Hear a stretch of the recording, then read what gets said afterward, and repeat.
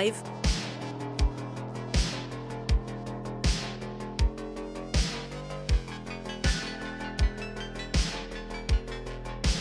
Woo, let's go.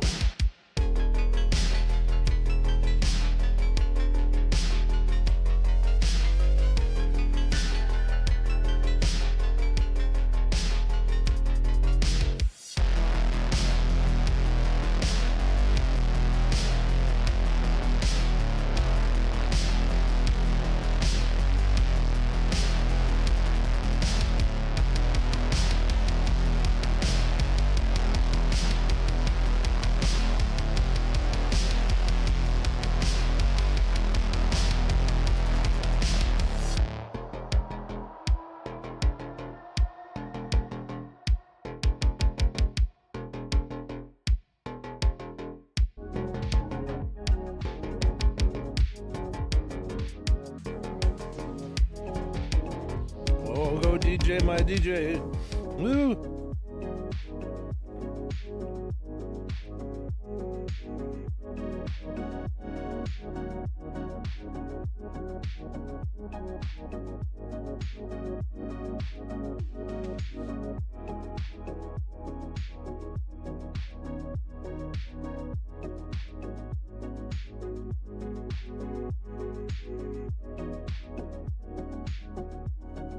Oh, there we go. Okay. How you doing, everyone? How are you? How are you? I'm excited. I've been thinking about this all day. So, we're back at the farm sim. We've got $1,400, which isn't a lot, and we're running out of trees on our plot here.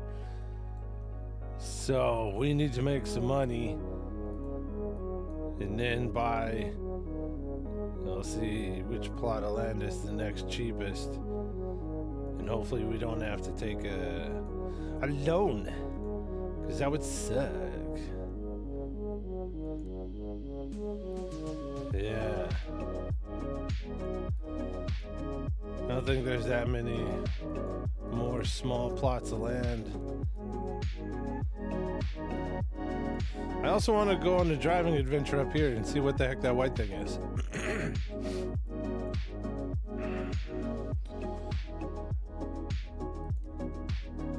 Huh. Some free vehicles on the map.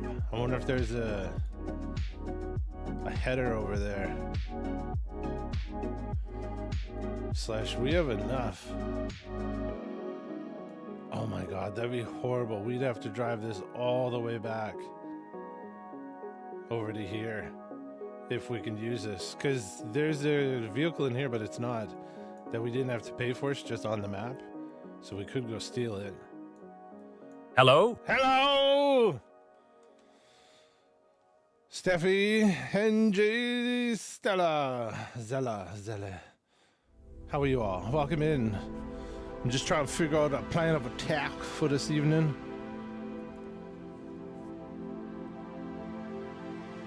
So we need, yeah, like 25 grand. Or this is 19. Yeah, so we need 19. I think these are... Oh, shit. Well, and as you can tell, no, I did not set up my wheel, so we're still gonna just drive with the joysticks. So, do we go on our adventure? Yes.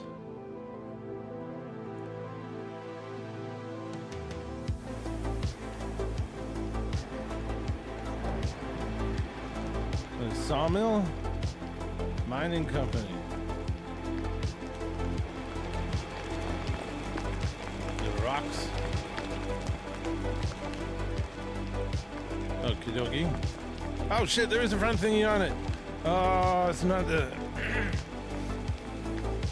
Wait a minute. It doesn't matter. We bought one of these, and then we found out that the ends don't fit on this shit. That's what was going on. Now I remember. I remember, Gary. Yeah, we're gonna get this one. But then when we got it, it didn't work. So what is this? What is this? Ah. What's the cheapest one? So the JBC 435S, JBC 435S, JBC wheel loaders, wheel loader tools. Yes, I don't even know if that would work.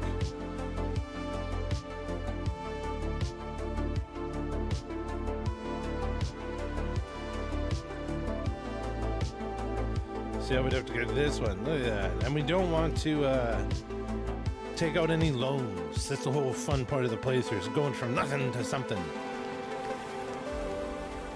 So, holy shit, you're right there, bud. So, I totally forgot that you could fast travel in this game. Well, that sort of defeats some of the authenticity. I guess now we're gonna have to drive up there to at least go check out that stuff. So, yeah, enter vehicle. What is this square? Can I not?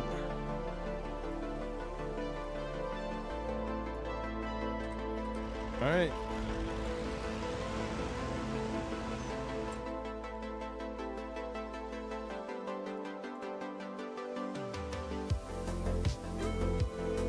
We could just go straight up this road and around.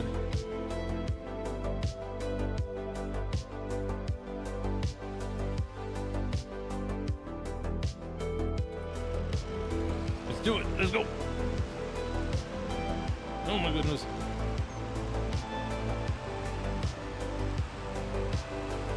And then yeah, the more we build, the more products we get to rebuild this amusement park, supposedly. Possibly.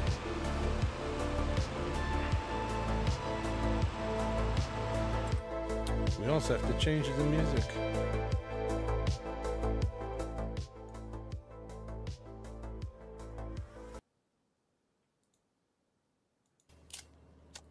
Says it's time to rock and roll. I don't understand right this minute, but I hope to before very long. Mr. Dollar, you talking brittle. Why don't you leave the violin? No thanks. Oh yeah, I forgot you gotta stop before you press the pause, or else you just keep going. Don't worry, nothing will happen to it. I found that I'd almost spoken too soon. For I pounded down the stairs, across the floor of the store, and out of the door. Not the caution the book says one should exercise when leaving a suspect in a case. I'd no sooner got out on the street. There was a flower pot big enough to have killed a horse in its fall from the upper story window ledge. But I didn't wait. Expense account item Twitch, KeyDog604. What's up? What's up? Oh my goodness. Item 15, How was your day? How goes your Monday?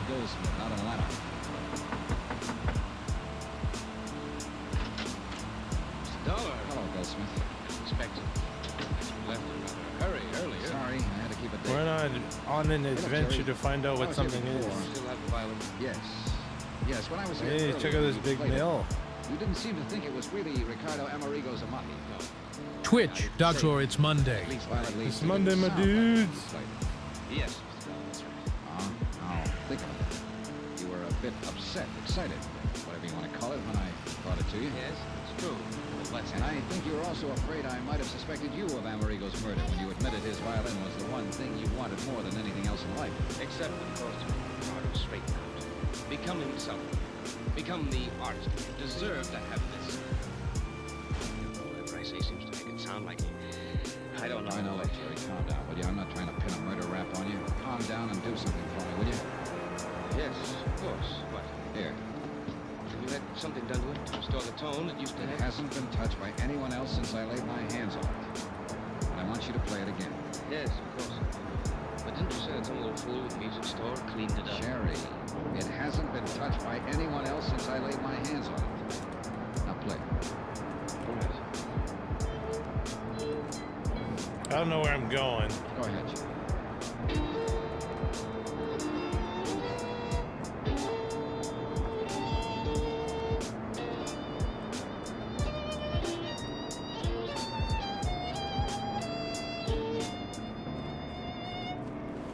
So can we bring things here?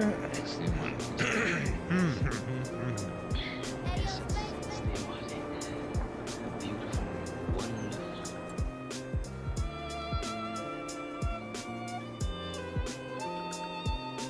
Oh, you can buy it, eh?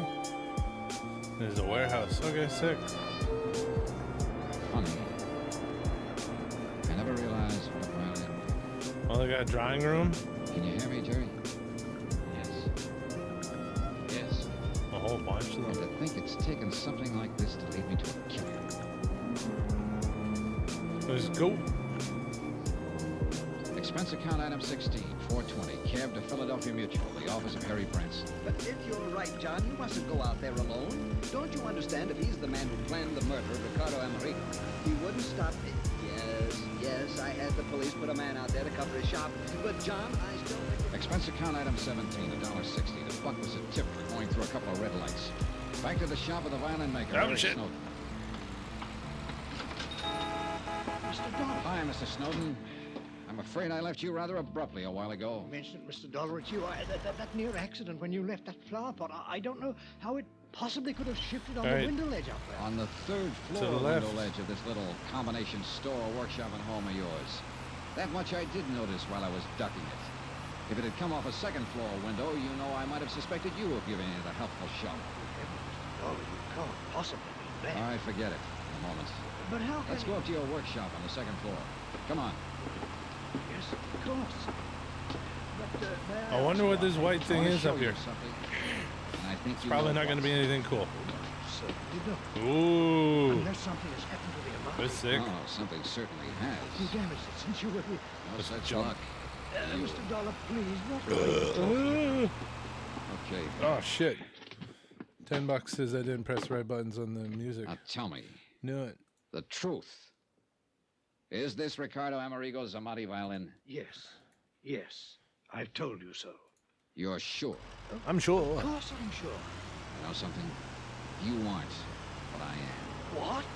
Now open that cabinet there beside your work table. What for? Because I tell you to. But I... Just what are you getting at, Dollar? Are you going to So open once it or this shall road I? comes up to the T, Get out of that's... here. This is we my gotta go shop, to the my right. station. You can't do this sort of thing to me. Would you rather the police did? They're on their Or way. can we go Please. down that path? Yes, we But can. Well, There's no need to. You ain't in no traffic. There's no mountains. well, that's where you're wrong. This is the Amati. In this case, the one in the cabinet is the identical copy of the Amati that you made.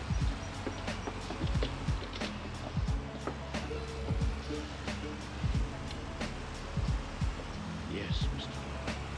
Why, Snowden? Because the loss of this priceless instrument would have been unthinkable. $30,000 insurance on it. Money doesn't buy a violin like this. It must be played by an artist, by many artists, like the artist Ricardo was. So when Ricardo disappeared... Oh, check this out. Botrix has successfully joined the channel. Oh my god. Botrix has successfully joined the channel. Like 20 minutes late. Isn't this the hacksaw that cut the steering Alright, rod so on that his doesn't car? go anywhere. Well, Snowden, isn't it? Yes. No, I And mean... because of it and your crazy plan to keep the real Whoa. Amati, you and you alone are going to take the rap for Amerigo's murder. No, please. Ricky. Oh. It's a watchtower. Ricardo Enrique. What? The dirty, drunken has-been that started all this. Saw it through the steering rod on my car, wrecked it in the swamp, left some of my clothes. Well, since we're already here, you know, might as well go out That then. fiddle was my idea. Not to collect the insurance on it, not that alone. But to make sure it could come back again. Be played again by somebody that deserved to play it. The way perhaps one time I deserved to play it. Ricardo. A man disappears, murder, or whatever. There's a fuss about it for a while and it's over.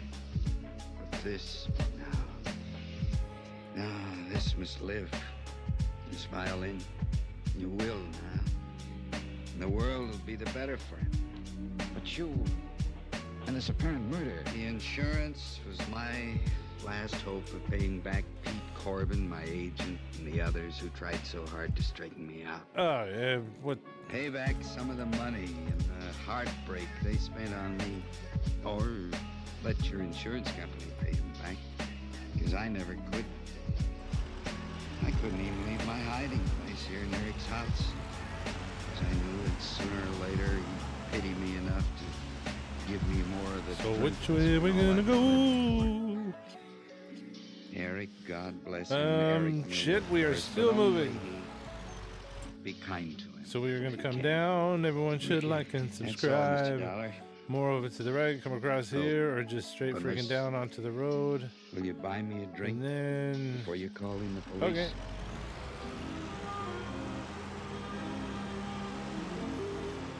Expense account item Oh, 17. hopefully this is a good One round of the idea. best I could buy. We survive. Oh, let Item 18, me hotel the in Philadelphia, miscellaneous sailor. fare back to Hartford. Total expense account 182.65. Remarks? No insurance payment necessary on either Let's the go. Amati or the man. And I guess he really wasn't. Dumb. More than he knew. I don't want to What the just course yeet it about down him, a- about Eric Snowden.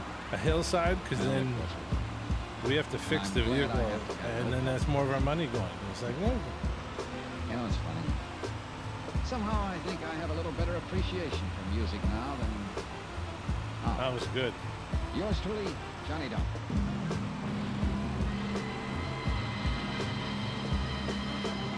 There's another watchtower, but it's not lit up. Story for you beginning next Monday night. Next week, the Duke Red matter. A racehorse that could only be stopped by a killer. And the killer didn't stop at horses. Yeet that Join us, won't mufka! you? Oh, what up, Johnny Breezy? Dump. Yours truly, Where am I Johnny going? Dollar, starring Bob Bailey, is transcribed in Hollywood. It is produced and directed by Jack Johnstone, who also I wrote could have been this down week's there. Story. Heard in the cast were Harry Bartell, Lawrence Dobkin, Victor Perrin, We're not Barney gonna Phillips, eat down Forrest there. Lewis, Eric Snowden, Herb Vigran, and James McCallion. Musical You can get around supervisor pretty and quick, so that's violinist, fine. Amerigo Marino. Be sure to join us on Monday night, same time and station, for another exciting story of yours truly, Johnny Dollar. Johnny Dollar. From Hollywood, it's time now for Johnny Dollar. Ben Gartley, Johnny, Abercon Northern Trust. Oh, Let's go. hiya, Ben. What do you hear from Wall Street? Save your money. What money? Money I'm gonna pay you for this case.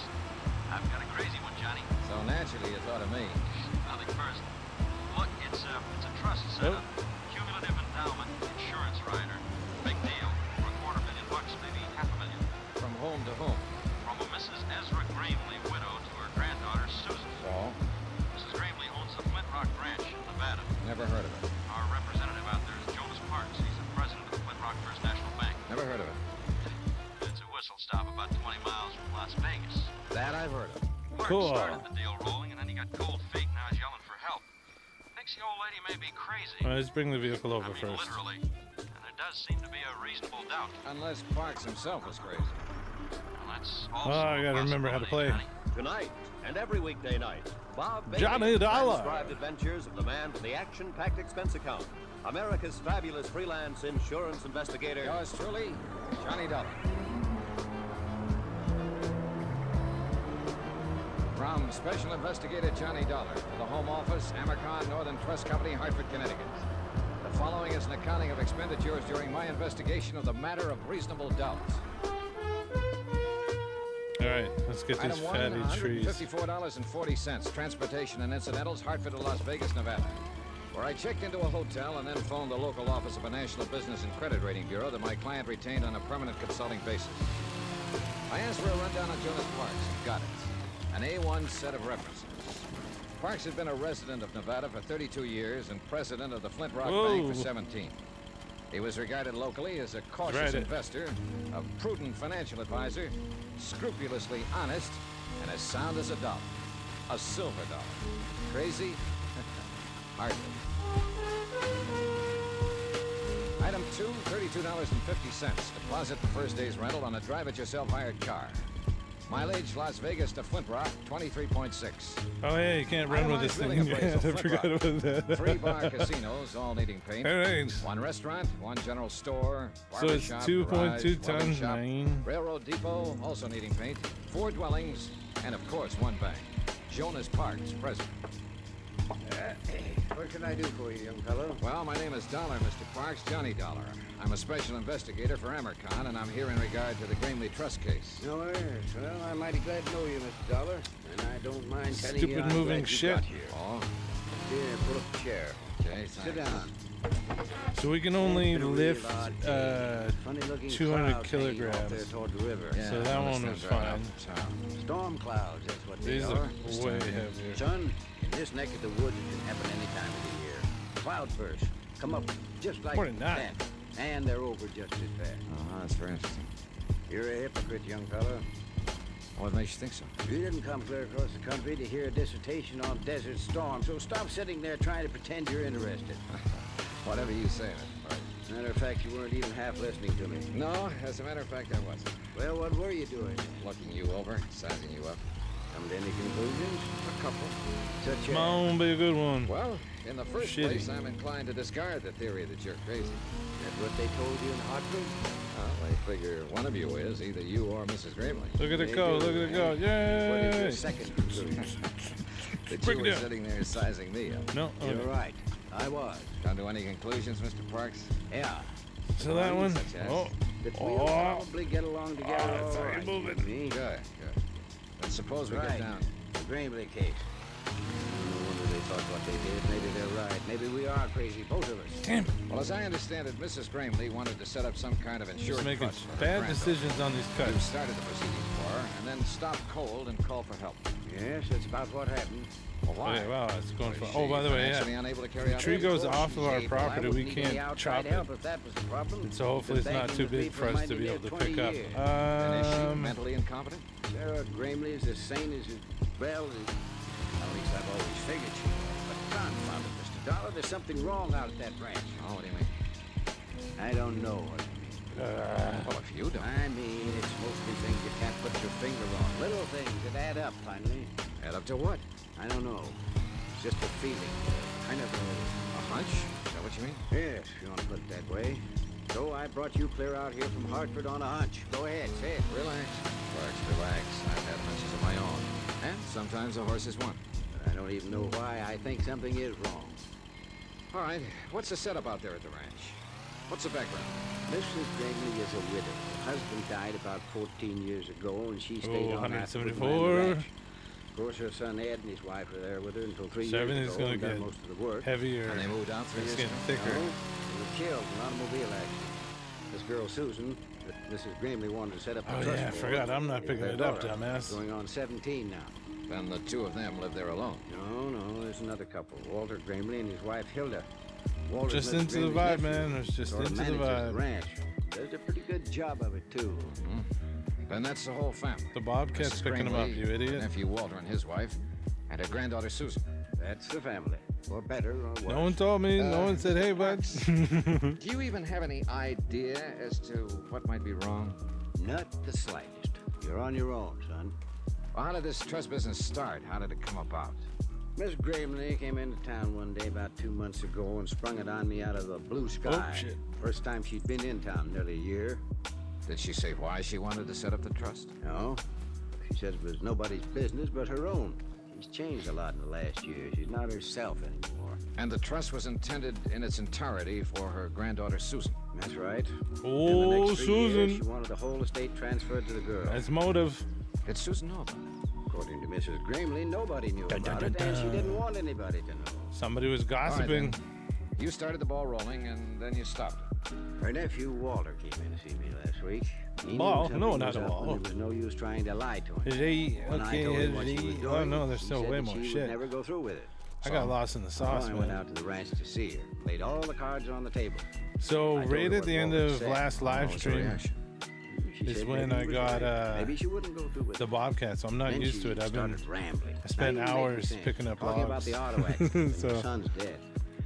But before I left, she told me again that I should keep pushing the trust, get it set up. So you called for help. I called for help. Well, I guess I'd better go talk to the lady. That's not going to be so easy. Why not? Walter won't let a stranger on the place. You mean he's holding her captive? No, I think he believes she's losing her mind. He's Oh, trying to nice. keep it Got quiet. lots of space for these. Now, what on do you here. believe, Mr. Parks? I don't know. Well, maybe we can find out. I hope so. Just one thing, though. Be careful. Of what? Yeah, I say we don't buy anything. Because we're already at $14,000. I pretend to be a special investigator With for the Cattlemen's this, it's Association. maybe Likely to $1,000. try. Probably not, because I 4 miles from fucked Flint it Rock, up the and narrow ranch chopped road it left up. the We want to plateau keep and began climbing up through the logs broken bluff bigger, because you're going to get more Mile money. and a half from the ranch house, I pulled Hence out the the choke, Bobcat. flooded the engine, and let the car cough to a What do you stop, call the it? old out-of-gas So we gauge. should be able to get And about to 10 minutes later, I was wishing I thought of some other buying plan. that one property somewhat sooner than later. When Parks said cloudburst, he wasn't exaggerating. The rain came down in sheets. In 60 seconds, I was soaked through. In 60 in another 2 seconds. minutes, the dry ground was a muddy bog. Muddy I kept bog. on walking, or trying to walk, and the footing got Okay. worse. And then I'd had it, or at least I thought I had. I hit the mud, rolled into a pile of boulders, and pulled my gun. A man was riding slowly toward me on a horse, holding a rifle over his arm. I edged down between the rocks, took a sight on him, and waited. He dismounted and walked toward me, carrying the rifle carelessly. Apparently he thought he dropped me. I let him get within 12 feet. No, it's not twist. All That. right, hold it. Drop And then that we put rifle, it get on your there, hands up. I said drop it. I says drop it, hippie. Well, that's a good question. Only I'm the one to ask it. Trespass. Son of a fuck. Been losing cattle. So I've heard.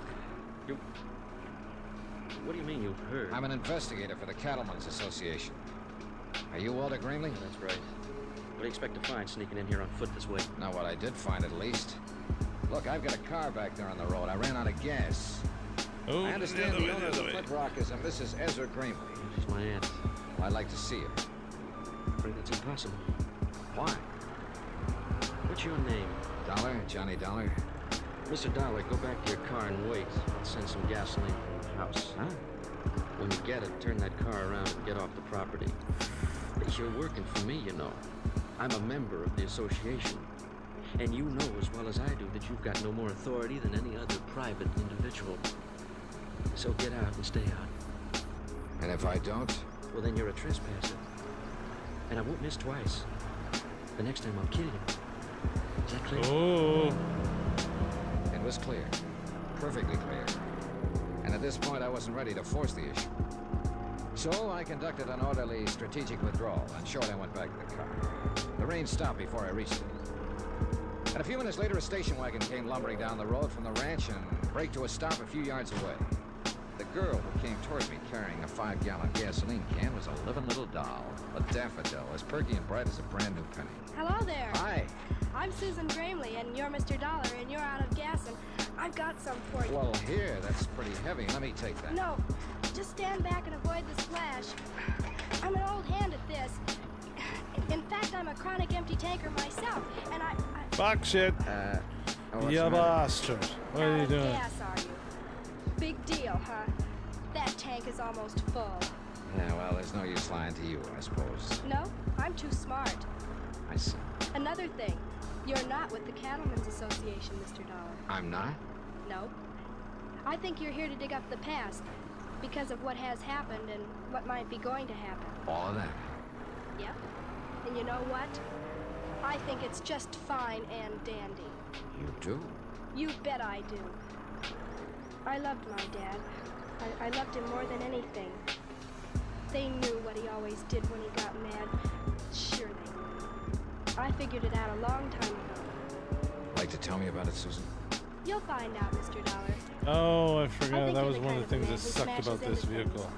Right The into the middle and overdrive. breaks them wide open. Be careful, though. Oh?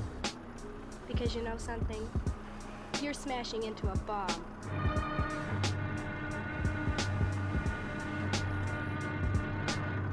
Now here's our star to tell you about tomorrow's intriguing episode of this week's story. Tomorrow, the dead past speaks in a musty moor, or tries to. And a living lady gets cozy, or tries to. Really tries to. Join us, won't you? Yours truly, Johnny Dollar. Yours truly, Johnny Dollar, starring Bob Bailey, is transcribed in Hollywood. Written by Les Crutchfield, it is produced and directed by Jack Johnstone. Be sure to join us tomorrow night, same time and station, for the next exciting episode of Yours truly, Johnny Dollar. From Hollywood, it's time now for Johnny Dollar. Jonas Parks, Mr. Dollar, the Flint Rock Bank. Yeah, I know. The man who warned me. How's that?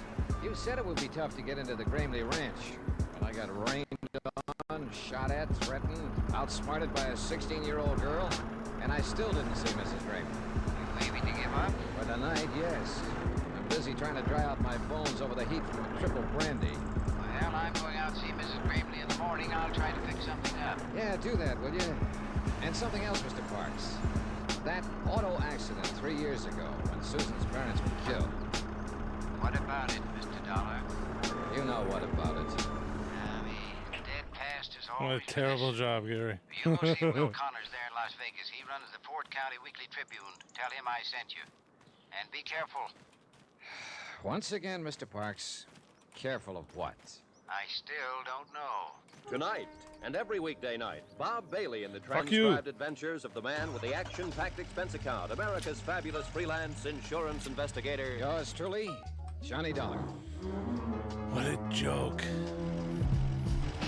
From Special Investigator Johnny Dollar, location Las Vegas, Nevada, to the Home Office, American Northern Trust Company, Hartford, Connecticut. Assignment, the matter of reasonable doubt. Expense account continued. Item 4, $7.25. A triple wasn't enough, so I bought the whole bottle and took it up to my room. I was bushed, and not just from being caught out in a desert cloudburst. Mrs. Gramley, elderly widow, owner of the Flint Rock Ranch, wanted to set up an insurance trust and convey all her holdings over to her 16-year-old granddaughter, Susan. Her only other heirs were her nephew, Walter, who managed the ranch, and his wife, Hilda. Jason Parks, my client's local representative and respected president of the Flint Rock Bank, had started proceedings, then got cold feet and dropped them. Whatever. Why? He didn't know. Just a hunch. Something was wrong. He called for help, and I was that help. Total result so far, 0. Just go with it. Just pretend it's not like that. Yeah. Oh, come on. At least play better than that, Gary. Fuck. I'll be with you in a minute, young fellow. No hurry. The Weekly Tribune, like 1,000 other weekly tribunes across the country. Not competing with the big dailies, not even trying to. Printing the little things, homely things, hanging on. One-man office, editor, publisher, reporter, proofreader, and at the moment, linotype operator. A guess, of course, but the man at the linotype looked as though his name just had to be Will Connor. My name is Will Connor. What can I do for you? I'm Johnny Dollar, Mr. Connors. Jonas Parks out of Flint Rock suggested. Oh, yeah. Jonas called me this morning, said you stopped at the inn. Glad to know you. Thanks. Same here. He said you most likely be asking all sorts of crazy questions. I was good. Hey! You might do it that way. But I was asking if I could. It's all gone wrong. It's all gone wrong, Gary. 20 years. Move! Move! Can we cheap out here? One thing though, Mr. Dollar. Gonna be a story in this? Maybe. Any chance giving me a scoop on it? Scoop? I haven't heard that word in years. I ain't had Fuck. one in years. In fact, I ain't never had it. Always have to get my front page stories by reading these here Las Vegas dailies. Yeah. Bunch of smart alecks get the telegraph Let's go. Moscow and Paris and France and all them places. Hey, shut up. Anybody can get scoops that way. Oh, shit, Me, too far. I got to get out and scratch for what I print. It sure do me good to put one over on them dudes. I'd get me out an extra. Why do I keep A on big pressing banner escape headline instead on of it. E? Got the type for it too. Never been used. And then I always come over and I Right look across at the top. stuff going away. Yeah, that'd knock 'em back on All the right, so byline. 17, yeah. All right, if there is a If story, we you get it. That's the promise. A scoop. A do this living, better, breathing scoop. Doggone. Yeah. Now about the we'll be able to question. get that Yes, stuff sir, in no young time. fella, what do you want to know? Anything you can tell me about Mrs. Gramley and the Flint Rock Ranch? Go have a code green. Mrs. in Gramley? Discord. Well, now, there is a woman for you, son. They don't make that kind these days. Noticed any change in her lately? Well, I wouldn't want this to go any farther. I understand. And I guess it depends on what you mean by lately. I ain't seen her but twice in the last year. They don't allow no visitors out there anymore. So I found out yesterday her nephew took a shot at me with a rifle. You don't. Go green. Alright. You know of any reason for him acting that way? Yeah, there's something funny going on out that ranch. What, for instance? Couldn't say. Like I was telling you, I've only seen her twice, and she was different somehow. It was like she was, well, breaking up, sort of. Scared of something? Maybe. I don't know. Have a nephew? Yeah, I always make sure my shit stands up, bro. He acts about as scared as she does, or as upset. Maybe they're both scared of something. Huh? What about the granddaughter, Susan? Is she scared too? No, that one. Oh, she's strange enough, all right. But the old Nick himself would scare her now. What do you mean she's strange enough? You met her, Mr. Dollar? For about 3 minutes right. yesterday. That's long enough. How'd she strike you? She's one of the most honest kids I've ever met. Oh, cha-cha. Yeah. So it's part of the Which do you think? roller coaster. It'll be interesting to see how this works. So, like, Including that fancy wife. you can get products made, you know, like pallets, wood, bricks and stuff, and then you gotta bring them over to there. A whole bunch of them, like 6,000, some shit. And then I guess it slowly builds it. That's kind of cool. I'm guessing. I haven't looked into any of it. Because all I cared about was the forestry, and then it's like, oh, there's a whole bunch of other shit. What do you mean? There was an auto accident 3 years ago. Mrs. Grangley's son and his wife, Susan's parents, they were killed in it. Well, I've got the morgue file here. I wrote it up pretty complete when it happened. Yeah, I want to look through those files later. But right now you want the story behind the story. If there is one. Well, if there is, I don't know it. So last stream, I dropped. Hey, I didn't press escape that time. Just an accident. I dropped a tree on the truck. Well, I wonder if that was one of the reasons why it has some damage to it. Rain, pitch black. There'd been an argument back at the house. Well, they had a lot of arguments, I guess. But anyway, Hilda got mad and left, took her car and headed for town. And a while afterward, Ed had all he could take, and he run out too and jumped in his Timber! Susan tells me that was a habit of her father's whenever he lost his temper in an argument. Yeah, he'd always get in his car and drive like a demon till he got over it. She also made a kind of a strange remark. She said they knew about it. What you mean by that? I guess you'll have to ask Susan. So Ed jumped in his car that night. Yeah, and Mary went with him. Trying to Holy calm him shit. down, I guess. So he come around that curve. He must have been going 60, skidding, half out of control. And there was Hilda's car parked on the curve right square in his headlights. Just smashed right into it at full speed. Both cars rolled over the bank. Okay, how many tons is it? 2.2 tons. Car stopped. I don't know how much I think can From lift. there, he had a flat, left her car See? parked, Let's and see if we can started see back it. on foot. I see. He was lucky, that's all. She sure was, Mr. Connors. Real lucky. I took a back file of the Tribune into the outer office and went over the news stories on the deaths of Ed Grimley and his wife. I found nothing that Will Connors hadn't already told me. Shocking loss, fine people, sudden accidents. I kept hanging up on that word, accidents. I kept wanting to put a question mark there. I was so absorbed I didn't even notice her come in until she spoke to me. Oh, yeah, you can't run. Well, I've always wanted to run with a well, chainsaw. Are you following me, Go. Susan? Nope. Got some copy for Mr. Connors. I write articles for him sometimes. You know, clever kid and all that sort of. I see you took me seriously. How do you think? You didn't close that paper fast enough. Now, why would an investigator from the Cattlemen's Association be interested in an auto accident 3 years back? The brake does not go Because you're on not fast an enough. investigator from the Cattlemen's Association. Who are you, Mr. Dollar? I've got half a notion of level with you, Susan. Then I'll go the other half by leveling with you. Ann Hilda called the association office in Reno this morning. They said they never heard of you. Imagine that. Mr. Parks was out at the ranch just before I left. She asked him about you, too. I need to He do said more he'd never angle seen you down. or heard of you. I see. Oh, wrong button, freak. I can always tell when people are lying. They know it, too. That's why they're uncomfortable. I tried to brake, man. I tried to brake, but it won't let me. Hey, look, Susan. Mr. Parks talked to your grandmother? No. He was supposed to arrange for me to see her. About the accident. Maybe. I'm not sure yet. I'm shooting in the dark. Well, it's time somebody did. Where are you staying, Mr. Why am I bringing it to this thing? I should have brought the truck to me. I'll get it set up and call you there later. But now we're all fucked, Gary. We're all Things fucked. so that you can get in to see my grandmother. You fucked us That's all. what you wanted, isn't it? Well, all right. Can't even see where you're going, shithead. And settle down to wait. If a 16-year-old kid could manage what a bank president couldn't, What the hell? for the juvenile league.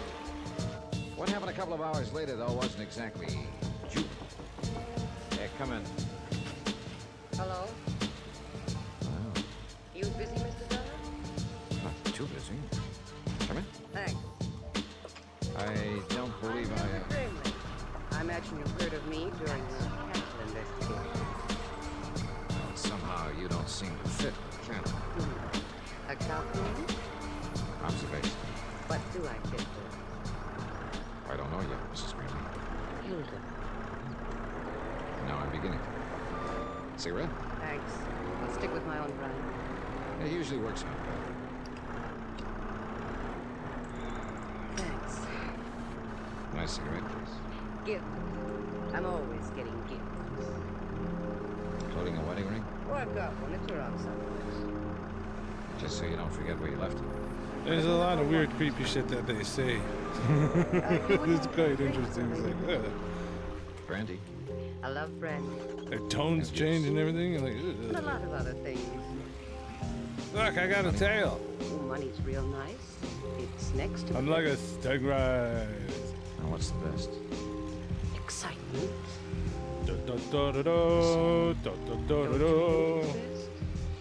Well, it depends. At least you're in the right spot for it. Let's see if we can fix the camera instead of it being upside down and shit. I haven't got any money, and I never give gifts. You've got brandy, though. Pour us a drink, Johnny, and then we'll talk. What about? Excitement.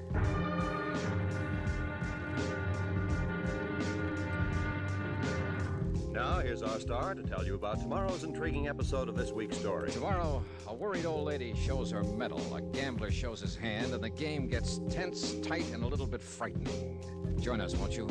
Yours truly, Johnny Dollar. Yours truly, Johnny Dollar, starring Bob Bailey, is transcribed in Hollywood. Written by Les Crutchfield, it is produced and directed by Jack Johnstone. Be sure to join us tomorrow night, same time and station, for the next exciting episode of Yours truly, Johnny Dollar. From Hollywood, it's Probably doing that same shit it was before. Johnny Dollar. Susan Gramley, Mr. Dollar. Oh, yes. How are you, Mr. Wilson? Mr. Wilson? There's somebody there with you. Yes, that's entirely correct. Well, just listen then. It's all fixed, Mr. Dollar. Grandmother's expecting you.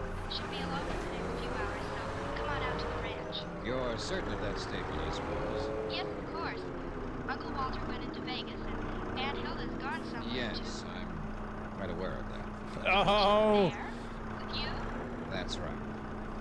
Oh, Mr. Dollar, you men are all alike, aren't you? That's quite a remark for a person your age, Mr. Wilson. Oh, I'm quite mature for 16. Has she made her pitch yet? I think we'd better postpone this discussion until the next time we meet. Well, she always does, you know. She's a regular vampire. I figure Uncle Walter... Yeah, no, it was on our side. Mr. Wilson. Yes, sir. Goodbye. Tonight and every weekday night, Bob Bailey How far and down does it go? transcribed Probably adventures of the halfway man to with that the bush. action-packed expense account, America's fabulous freelance insurance investigator. Yours truly, Johnny Dollar. From Special Investigator Johnny Dollar, location Las Vegas, Nevada. To the Home Office, Amercon Northern Trust Company, Hartford, Connecticut. Assignment, the matter of reasonable doubt. Expense account continued. Item 9, half a buck. Tip to the hotel bell captain to call a taxi for Hilda Gramley and to wave goodbye to her as she drove away. I do not include the 6 brandy she guzzled. Those were on me. Of course, she had knocked on my door uninvited, so that made it her party. But still, it was my room, so that made her my guest, so... forget it. The whole thing left me too confused to itemize it. She'd obviously come on a fishing expedition. The fish, information, bait, the usual. But nicely designed. You bastard! Results? None. On either side. What had started out as a trust case had turned into a snipe. I was in over my head, floundering, and I needed some good, buoyant answers. I was hoping Mrs. Brainley herself could supply a few. I'm very glad to meet you, Mr. Dollar. Sit down. She wasn't young, and she wasn't beautiful anymore, but she had been once. She still had some of that assurance and authority that beauty always gives a woman. She seemed a little uncertain, a little harried maybe, but underneath it, just as tough as an old... Damn it. I think you better leave us alone now, Susan. Okay, Gran. If she starts using her brass knucks, give a whistle, Mr. Dollar. I'll rush in and say... Thanks, I'll remember. Oh, she's a brash little flippity-gibbet. And you love the dickens of her, don't you? Love? Oh. Yes, I do love the dickens out of her, Mr. Dollar. Is that what you came out here to find out? No, I knew that already. Otherwise, you wouldn't have wanted to transfer all your holdings to her. How did you know about that? Just who the devil are you anyway? Seems to me Susan was pretty vague on that score. She had to be. She doesn't know. Then why did she think I ought to see you? Oh, she decided I looked honest. Claims she's got a knack for that sort of thing. As a matter of fact, she has. And also, she loved her father and mother. What do you mean by that? Mrs. Gramley, I'm here because your friend, Jonas Parks of the Flint Rock Bank, sent me. What? I'm a special investigator for the Amicron Northern Trust Company in Hartford, Connecticut. Why, Jonas didn't say anything to me. He hasn't had a chance. He intended to when he was here this afternoon, but you were too ill to see him. Ill? I didn't even know he was here. Your nephew and his wife did. You talked to them. Tell me, Mr. Dollar, just why did Jonas send for you? Because he thought you might be losing your mind. Oh, Damn it. he did he? Huh. Are you? Well, if you thought so, you wouldn't have said it so bluntly. Right. Oh, Jesus. What made Jonas think it? You asked him to set up an insurance trust for the benefit of your granddaughter, Susan. Oh, there it is. I Frankly, didn't the see intent was it. to convey Oh, your we're entire fine. estate to her over a period of 2 to 3 years. What's so crazy about that? Nothing at all, as far as that part of it was concerned. But it didn't stop there. After he got the proceedings started, you turned skittish on him, started to flutter. Well, Jonas is a fool. He is not a fool, and you know it. He's been your friend for 20 years. He's completely trustworthy, conscientious, and he has your best interests at heart. How much is he paying you to say things like that? Nobody is paying me but the Amicron Trust Company. Furthermore, you know it. All you're doing is trying to dodge the issue. Young man, I'm not accustomed to being talked to this way. Then you're going to look at it as a refreshingly novel experience. You sound like Susan. And an experience you don't entirely dislike. Presumptuous whelp. Maybe. Are you married, Mr. Dollar? What a pity I'm not 30 years younger. What a pity I'm not 30 years older. Oh, thank you, sir. And now let's stop scratching each other's backs and get to the point. All right. Jonas is a fine man. No doubt he would have reason to get upset. These past months have been...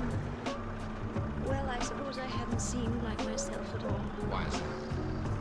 Oh, you're like a bulldog with a bone, Mr. Dollar. Well, you talk about your might-have-been lover. What has been wrong these past months? Maybe I am losing my mind. Because actually, nothing has been wrong. I don't agree. I think something is wrong right now. Then why don't you tell me about it? All right, I will. Apparently I'll have to if we ever expect to get anywhere. All right, some months ago you stopped going into town, stopped having visitors. Then you decided to get rid of your estate, turned it over to Susan. When your nephew, Walter, heard about it, he implied to Jonas Parks that you were losing your mind. Then you yourself started to back down on the idea. Why? Was Walter putting pressure on you? Not exactly. What were you scared of, Mrs. Gramley? It's got something to do with Walter and Hilda, right? Sit down. Almost a year ago, I discovered that the two of them were stealing me blind. Tampering with the ranch accounts, forging signatures, all sorts of ways. Why didn't you take it to Jonas or to the police? Because I didn't believe it at first. By the time I was absolutely sure they'd cut the ground out from under me.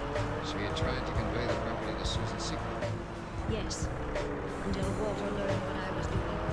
Who's the push in that pair? Who's got the brain? Why, she has. Walter doesn't even have the gumption to get in out of the rain on his own.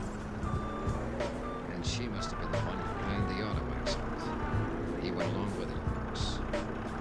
What Fuck. auto accident? 3 years ago, when your son and his wife were killed on the road. I'm sorry, Mrs. Gramley. I'm sorry. guessed. Guessed? What? That it was probably murder. Well, lady, tired and lost, seeing herself surrounded by enemies, living in fear. But she at least knew one thing. She wasn't alone now, but somebody else, Woody, was on her side. Don't worry about her, Mr. Dollar. She'll be all right. Well, she had quite a shock, Susan. She had to know sometime. Oh, it's not a matter of no, exactly. It's only suspicion. All right, you go to your church and I'll go to mine. But I know Walter and Hilda murdered my I'm a logger. And I think you know it too. Call it a real strong suspicion. So the people that work at our logging company are the Spooderman Advise my and all elders. those characters. I'm only a helpless young female. You're about as helpless as a mongoose with a cobra. Flattery. Just a statement of fact. Say, look, what do you think they've been doing with the money they've cheated your grandmother out of? Oh, that's easy. Uncle Walter gambles. And gambles and gambles. And loses and loses? Uh-huh. He's not real bright, you know. Why does he do this? Different joints in Vegas? Well, just one, mostly. A club called the Lead Balloon, and the name figures. Any special reason he hits that particular club? I think it's the only one that'll take his IOUs. The owner came out here to collect a couple of times. Happen to know his name? Sure, I got big ears. His name is Deuce McCoy. Deuce McCoy? Deuce McCoy. And the His rest name of is them Deuce don't McCoy. kill. That's so funny. She's what's known as a The luxury. audio is so different. Yeah, so I get it. I bet you get it. Oh, It was like the first time they had a young person Yes, as sir. a Does she run around with other main men? story character. Oh, Mr. Dump. All right. If- Do you happen to know any? Sounds like a young person. I've managed not to, but it hasn't been easy. One or two, or does she play the field? I wouldn't know, but she's always getting gifts from somebody. Oh, she's a real cool operator. But of course, you know that. There you Since go. you've been one of her victims. How would you like to get spanked? I don't know. I've never been. Ew, yuck. But I can Where's coach the you all map? kinds What's of the map? psychology Huh? about it. Take for instance. Never mind. Good night.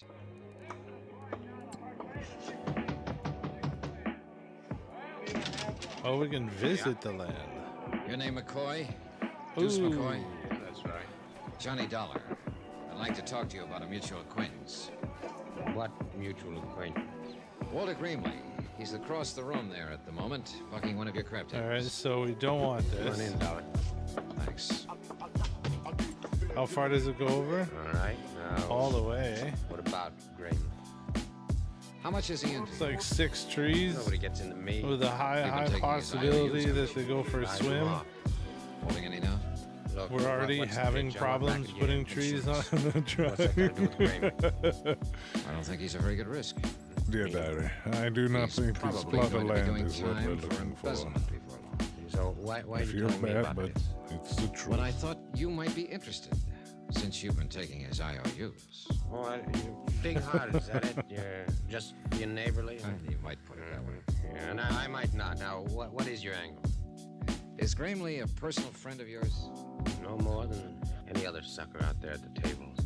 Then you wouldn't know where he gets the money he loses. Well, that I never ask. I don't suppose you know his wife. Oh, he's married, is he? Her name is Hilda. She likes gifts, brandy, money, and excitement. Then I hope she manages to find him. Whoever she is. Oh, she does, one way or another. We all got our problems, Dollar. Yeah, some of us more than the others, right, McCoy? You through speaking your piece now? Not another word to say. Well, Yeah, I don't want to rush you, but The borders Hey, really that's a stand nice out more cigarette compared case. to when we went and checked it Platinum, out. isn't it? I wouldn't know. It's not yours? Somebody left it at the table. Somebody, huh? Then you don't know who it belongs to. If I did, I'd give it back. Then I'll save you some trouble, Mr. McCoy. I do know who it belongs to. You make it so. Because I saw it earlier today. Oh! It belongs to Hilda Gramley.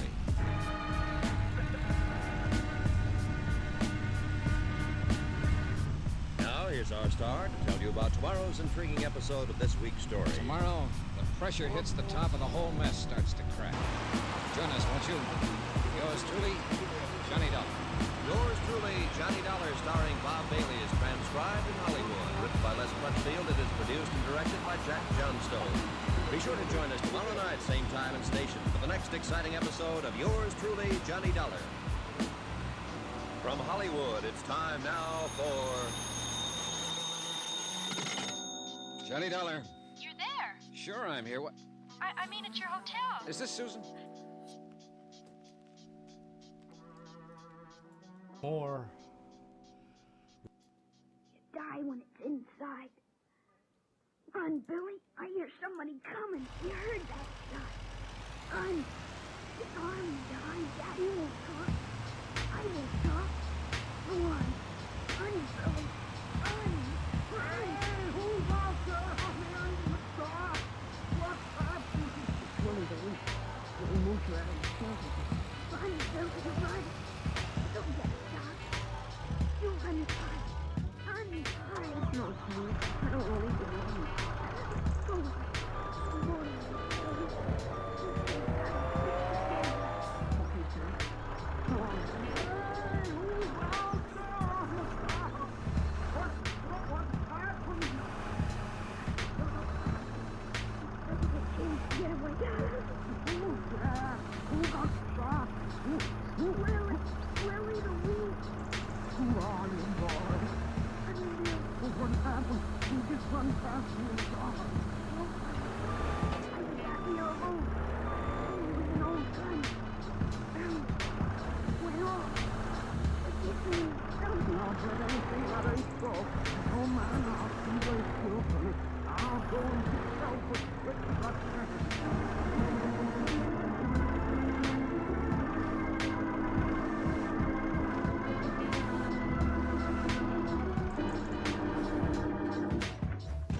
A few minutes ago, Laura, I was at the press room. What's up? I don't know, but Willie the Weak, our Winston of the waterfront, tried to get you on your private wire and then called Manny on switchboard. There must be something important. Willie never has nickels to spare. He wouldn't tell Manny what it was, but he said he'd call you again in a few minutes. That might be, Willie.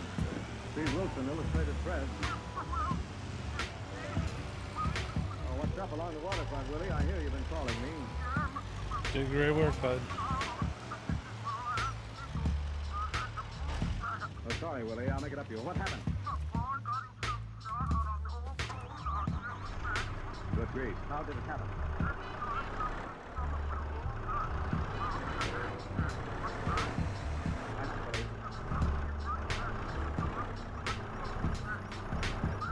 Well, who is the boy who was shot, and where is he?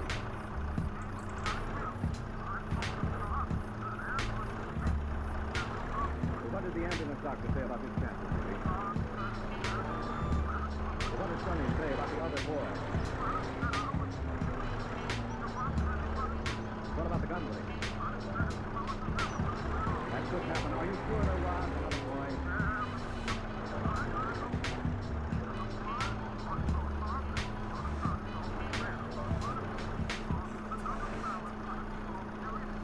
Willie, the kid. Did you tell the police about the other boys, Willie?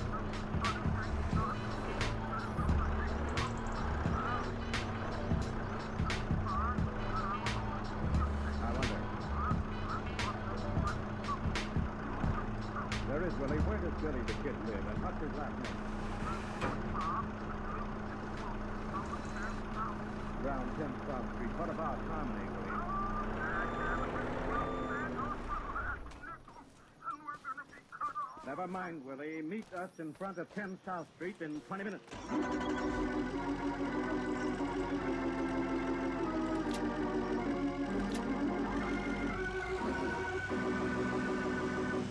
Thus, Steve and Lorelei move in to investigate a tragedy that may well take more than one life before Get in the hole. Holy Jesus! deadly road. And for the tense and dramatic What is that, Potter? we'll return to Big Town in a moment. I am doing horrible logging right now. I'm playing terribly. And the cleaner you get your skin, the surer you are of being fresh and attractive. So remember, Lifebuoy, with its purifying ingredients, gets Are you in Discord? Stop BO as no other leading soap can. Here's what the doctors proved in 820 scientific tests. people took daily baths for different purposes. Doctors found that Lifebuoy does more than just remove the grime and perspiration using cleaning. Lifebuoy's purifying ingredients makes it more effective than any other leading soap against the invisible dirt. JC catching up you, A.O. buddy. Nice, nice. Oh, too fast. And you'll like the way Lifebuoy made This is a big thick one. I wonder how much it's going to be. quick white lather, even in hard water. Oh, only $2,000. That sucks. Lifebuoy gets skin cleaner. Keeps you fresh and attractive. What should be our next plan of attack? Lifebuoy every day. Get the big new bath size. Try Lifebuoy right away. 32, 27, 33, Now back to Big 25. timely story of the shiny gun. Suspecting that a serious Scam. boy is mistaken. At James Potter, you just reached level 1. Lorelei are on the way to the home of one of the other boys in the camp of Harry the Hack. So 30,000. We almost could get all this. We should check what it is. Right in the corner of the road and all that. Harry. We're meeting Willie the Weeb in front of number 10. That was cut to length. That was huge, yeah. We may have to find another boy called 33, Harmony. 25, 27 is not bad. So 32 or 31. He's the one, Harry. Let's go see. Let's go see what's up. Hello, Willie. Everything going down? No, none of the other kids in the block have seen since you went down to the doctor. Have you talked to Karen? No. Screw it, let's risk it. Came out of the basement flat where they lived, and I heard her ask them in the neighbors if they'd seen Willie on a truck. It was getting late for him to be out. Maybe much later before he comes home, but I suspect. I see. You don't suppose you could have tried something? Let's hope not, darling. Something like that may have happened. So, That son is about the bravest shit I ever seen, Mr. Wilson. He didn't cry once. All the time we was waiting for the ambulance, and even when the doctor... all these trees on this Yes, hillside. but it may be a mistake in courage and loyalty that can bring more tragedy than the friends trying to protect you. I wonder how they got hold of that loaded gun. That may be the real tragedy. Let's go talk to the parents. It's gone those steps, Mr. Wilson. Slash. Mounds the superintendent of the building. Thanks, Willie. Wait here with Harry and see if you can find out Where? How Harmony much is this 31 area? There's no need to ring, Steve. Somebody's opening the door. It's not bad. 174 I'm hectares. sorry, I know you're expecting us not to 157. leave. Yes, something happened. Yes, one of your son's playmates has been shot. Shot? Oh, which one? A boy by the name of Sonny Mills. Sonny. Oh, Yeah, I say we maybe No, it's go very get this one. Well, how did it happen? Where's Billy? We don't know, and Sonny claims he found the gun. Shot himself. Because it's its whole own island. Here's my boy, Billy. They're always together, and Billy's about to meet. And Billy hasn't been home? No. No, and he's long past his bedtime. He's school tomorrow. He's never done this before. Who are you? You? No, I'm Steve Wilson. Yeah, all that stuff. It may be very serious. And we need your help. You've been arrested. Father Sonny Mills sticks to his story that he accidentally shot himself with a gun he found in a trash can, but that isn't important. Huh? What is important? What do you mean? It's gone, and we know that it was another boy, Sonny and Sonny. Probably your son, or a blind boy, called Thomas. Look, that's they usually together. What do you think's happened? I'm very much afraid your son, or Harmony, may be hiding somewhere in this neighborhood. Well, why should they hide? It was an accident. They're all friends, good friends. Because they may not trust the grown-up justice of the world in which they live. But they'll be found, and it'll look as if they're guilty if they hide. Yes, Mrs. Brown, that's why we must find them tonight. And I'm afraid there's another reason. What other reason could there be? We know Johnny lied about being alone on the dock to protect his friend. He may have lied also about the gun falling in the river. The gun. Billy may have the gun. Oh, no. What are you talking about? Who are these folks? What do you think is the gun? What do they want? What's this about a gun? I'm looking for mine. They're looking for your gun? Yeah. One of your son's playmates was shot. Shot. John, what are you saying? That's what happened. That's why Billy isn't home. He took that gun after I told him never to touch it again. You had a gun in this house? Yes, and a permit for it. You're thinking of making trouble for me? Trouble for you? Yes. You had a loaded gun for your tall son to get hold of. Yes, Madison, but last time I caught him monkeying with it, the gun crazy little fool. John isn't any more than any other boy. You're the gun crazy fool. The irresponsible adult who puts the natural temptation within reach. I'll beat the daylights out of him when he comes home. No, John, no, you're wrong. I begged you to get this back, John. Now hide it, lock it up. What if I need it in a hurry? I'm the super of this building. I'm responsible. You're irresponsible. Guilty of the worst kind of criminal act. It's your son. Sonny Mills. And he died. You're the one who goes to. Get out of here, I'll throw you out. No, John, no. They're trying to help find Billy. I don't want to see that kid again. Oh, you'll never see me again. But I'm going to use you. I'm going to help you find Billy if I can. I want to go to see his mother. All right. Hey, Now get out with it. Get out of here. I'm going, and you're so right. So. If your gun has you. Because it also was true. Get out! Get out! Oh, that's so nothing. What? Yes, what is it, Harry? I got a lead in the Harmony. Where is he? Another kid says he heard him playing his harmonica. Where? Down where the street trains pour into the river. Good grief. Well, big drains might make a good hideout. Yeah, he could walk for miles. Into the rain and they got caught and drowned. Okay, let's go question Harmony, Harry. What about Mrs. Brown? I'm afraid of what we may find, Harry. I don't want her along. I'll get Lorelei and take her to the hospital to see Sonny Mills. Oops.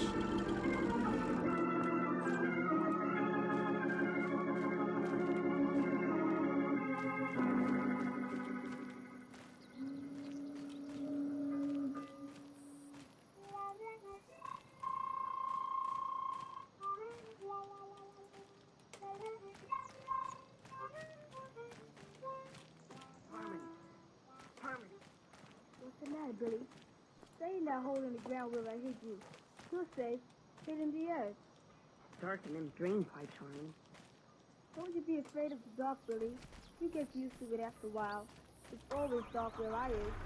And I ain't afraid anymore. Much. Carmen, what if Sonny died? I shot him. It's my fault, even if I didn't mean to. Don't take such a load on yourself, Billy. Let the Lord carry some. He knows what happened.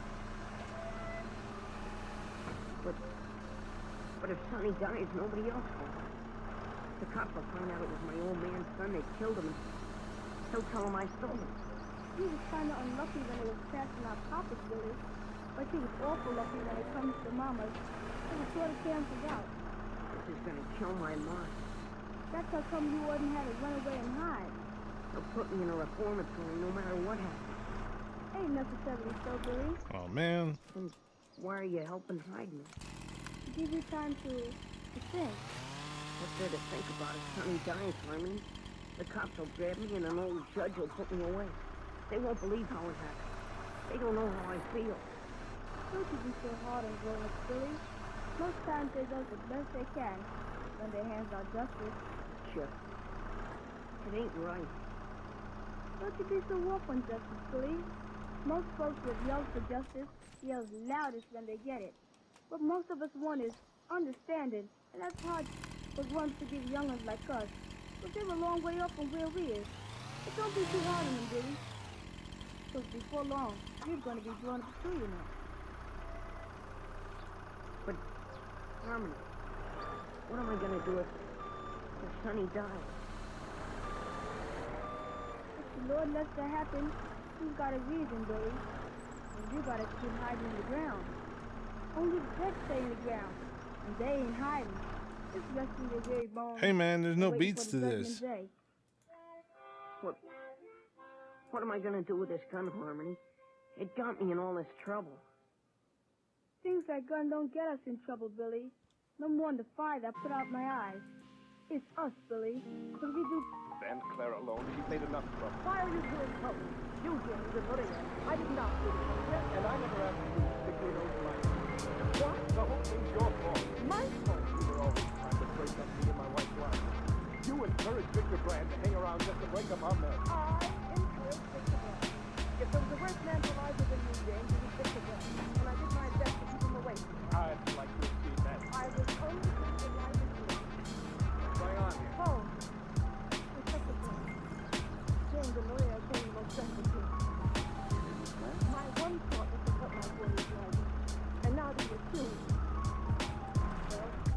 Liza knew that. She said so in her will.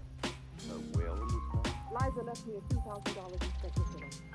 And she said specifically, it was for my account. Liza was a fool, quiet now. Miss Claire, you say the murdered Liza your niece left for a few $1,000. How many? Something under 5,000. Did you know Liza put you in a will? But I didn't know she was going to say that about my being cut. Don't you realize, Miss Claire, this request would give you a motive for the murder of your niece? Oh, I never thought of that. Now you know how it feels to be suspected, Claire. I'm not afraid, James. The way you and Maria Silva are. Stop talking about Maria and me as if we were a couple. Well, aren't you? We like your friends. And you stop telling tales about us. Telling tales, Maria? I tell you myself with James in several places. What place? Tony's on 31st with one in St. John, and a chop house called the Black Beach. Yes, sir. The rest of you stay. What's up, man? The squad takes the murder house. Damn it. Stains of blood. Murdered woman's blood. Stop. It's the clock.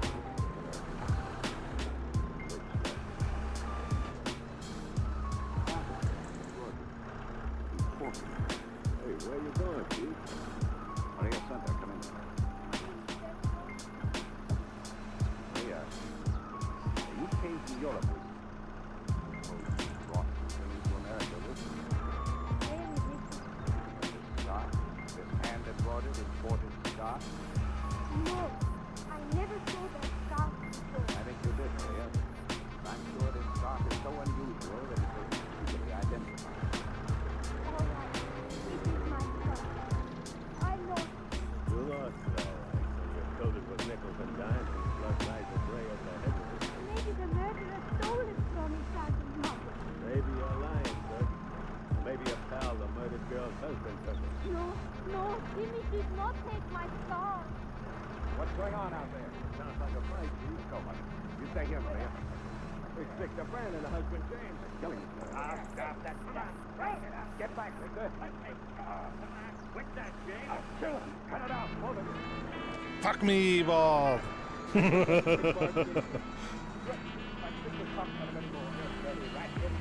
I'll get you for that, right? That's not why did you I can't get the truth out of that what James Brand. Don't you believe in this thing you're doing? Brand came because he was sure I tipped you off to him. He was afraid I knew more. All right. Stop it out. Something much more. Yeah.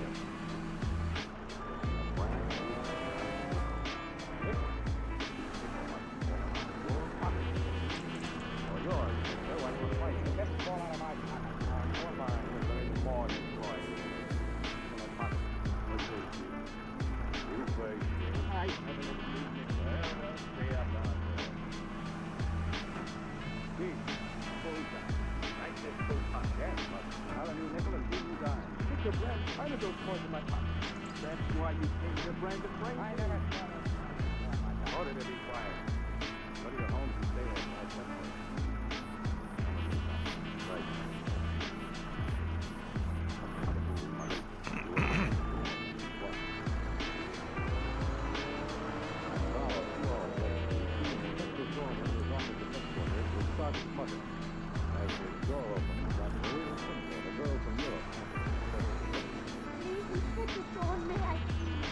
Sergeant Muggin has blue to wait outside with the others. I sure did. But I have something to tell you, Inspector. What? This man is Victor Brand, the one who owns the amusement park. Yes. A week ago, Victor Brand made a date with me for lunch. He says it is Let's because go. he used my influence to take That one wasn't a bad one. That was all right.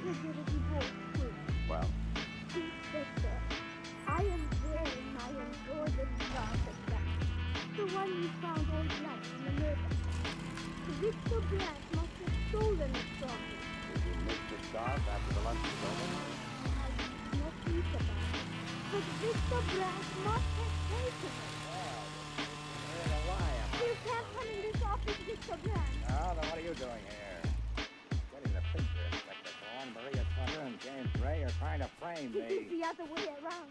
You put those nickels and dimes in James's pocket with the grand. That's my case. And you stole my stuff because you knew it would look as though James was taking it. That's enough promotion. Hurry. That's fair, all stuff. There we go. Resolve, sir. Yes. Yes. I swear I never put those new nickels and dimes in my pocket. Brand's tighter than me. Brand's framing me. Yes. Yes and no. What do you mean? I mean, James, you are half right and half wrong. What? Someone is trying to frame you all right. But it didn't fix the brand. Who? Someone who gave away the frame by planting a new coin in your pocket. I don't understand. I noticed when I first asked you to change in your pocket, you kept the coins in your left-hand pocket. The new nickels and dimes were in your right-hand pocket. But who put them there? Yes, Inspector Thorne. Who? I had a hunch that you, James, and Maria Center were telling the truth about your relationship. That you were only friends. Now ask yourself, James, why then did your murdered wife believe that you and Maria were more than friends? Street classics. What? Because someone poisoned your wife's side of life. Someone lied about you. Someone said she saw you and Maria in various places like the Black Rooster. Tony. It was her. No. Yes, you, right? There also. Remember the mention Tony? These points small, heavily remembered his husband. Sergeant Mother and I checked. They never saw James or Maria Center or you. He's lying. I saw him out again. I wondered why I kept saying James and Maria. You'd always try to separate James from his wife's life. Emphasis the brand that you presented him. It was for Liza's own good. No, Carol, stop. Because you did this, Liza, when her husband was overseas, you liked it. You liked it. They say that they pushed out. Cousin James came home. No. Maria Center was telling the truth. She said she came to James the morning after the murder with the news that his wife was going to go back to him. No. Oh, crazy. Liza said she finally believed James really loved her. It's a lie. It's the truth, Carol, stop.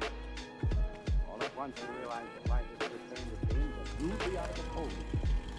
You murdered Liza for the money she left you, not $5,000 or even almost $100,000. You plan to put the guilt on James. You'll never prove it. Never. You're wrong, Carol, stop. Sergeant Muggett and I also check neighborhood banks. They don't get many requests for small change. One teller remembers giving you $10 worth of new nickels and dimes. I'll fight it. I'll fight it in every court. You'll never prove that I killed Liza. Never, never. No. Wouldn't give up one nickel to your snappy. And so ends the Nickels and Dimes murder case. The part of Inspector Thorne is played by Scott Cutwood. Direction by Edward Slattery. The script was written by Bill Belgard, based on the original story by Frank and Ann Humphrey. This is Fred Tubbs, inviting you to tune in again next Thursday at the same time when the National Broadcasting Company will present Inspector Thorne in The Two Fiancés Murder Case. The confession you're about.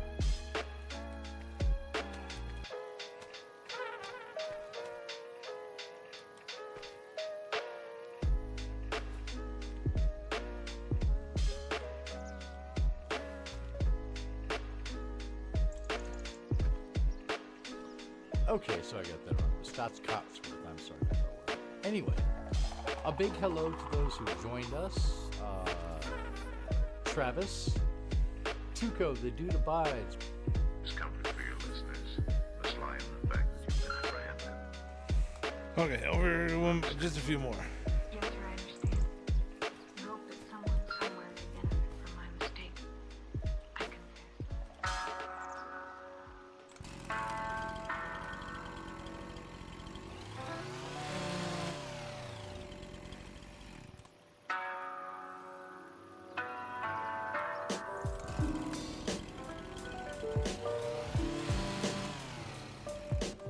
You are listening to a confession.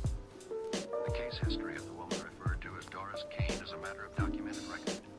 You will hear the story of her crime experiences told in her own words.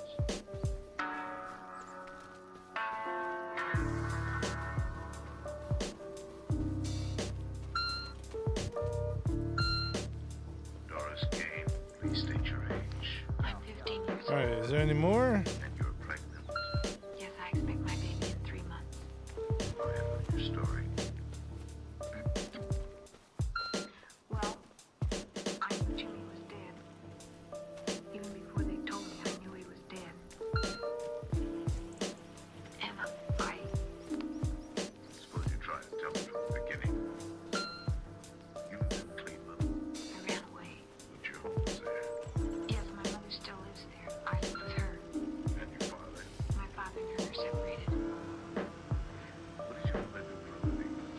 All right, let's excuse me. Let's get our $10. I don't know. I guess because she was always treated like a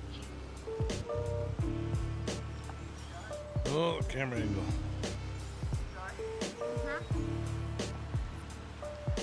Yeah, this 32 is a lot of hillside stuff, but you could just push stuff down the hill.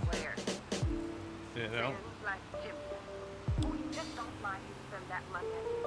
I still got it. What? Nobody. Here, when I ask you a question, I want to answer two parts for you. Nobody. I'm going. You come back here. What do you want? Without Jimmy, what? Oh, right. I was out with Jim. Talking back answers.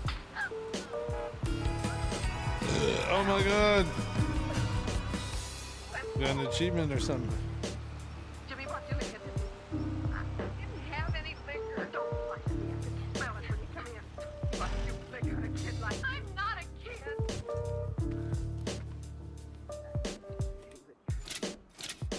All right, $3,200. So are there like achievements or something? What is it that I'm getting? Where do I see it? It was like she said I was no good. Jimmy was at the bowling alley and wanted me to meet him there after they closed up at 2 o'clock. Say goodbye, he said, because he was going away. Yeah, I did a couple races this morning, but no clean races. Code green. SR0. Mustache, you're streaming, right? Yeah, but I go in and out of muting everyone now. I get close and then I get fucked. I come in most of the time for the code greens and shit. Yeah, that's why I said W bands last time you said code green. Yeah, I don't think we're gonna get into the same race this time. You're faster than me though. Like you're hitting faster times. And I'm not quite sure how yeah, to I'm in a lower split. I'm in a lower split. What for? I'm running away. From home? That means you gotta step it I up. was diamond for a bit, but now I think I'm like. Ricky saw that shit. Niggas was smacking at me for 4 races in a row and immediately put me in Hey, Ricky, you getting in his race? See, this is what I was talking about, that there's things that can be made somewhere. I don't care. Maybe we'll never come back.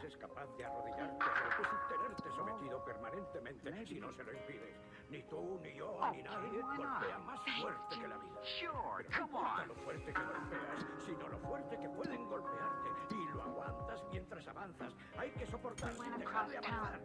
Así es como se gana, como se gana, como se gana. Jimmy said he had to meet Frankie there. He waited out on the sidewalk. Huh. Half an hour carpool in front of the hotel. Jimmy I don't know where to see the achievements. Oh well. I'll put your stuff in the back.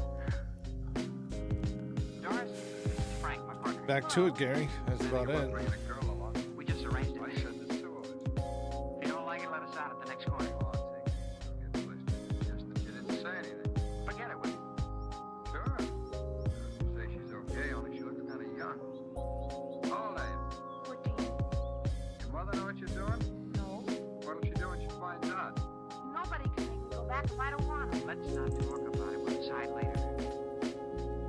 Come here, honey.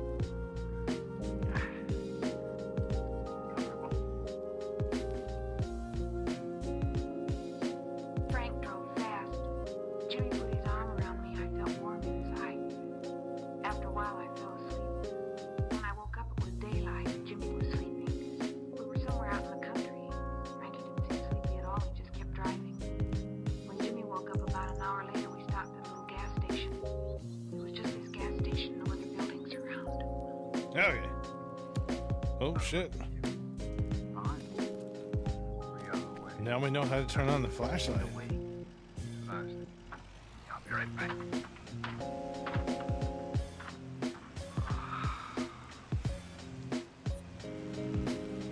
Should get out Yeah.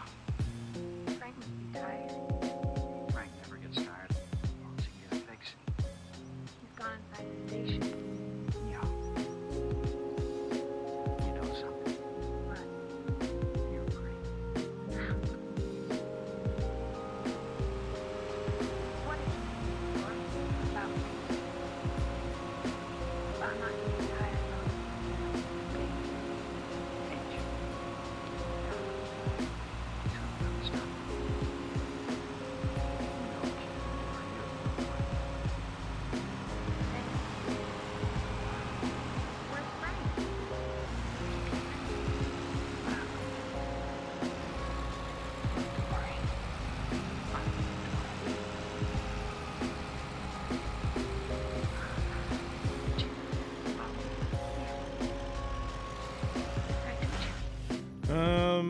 do something with these trees.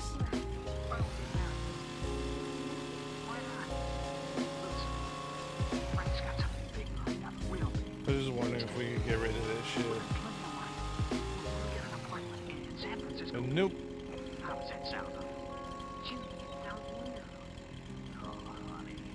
Here comes Frank. Let's get rolling.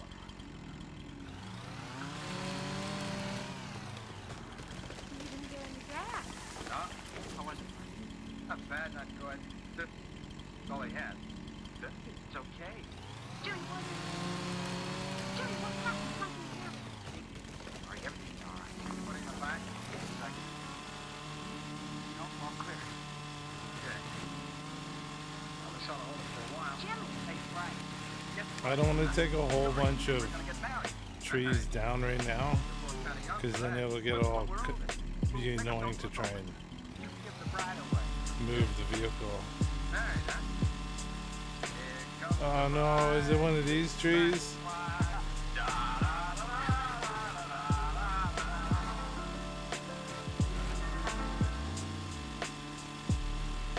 We got the license. Stopped because the judges got married. Frank was there. By that time, we did it. Frank was going to try to connect with some agent. He said he was running out of cab. Drove Jimmy to a hotel. It wasn't much of a honeymoon, I guess, but I was Jimmy's wife. I didn't know where we stayed together.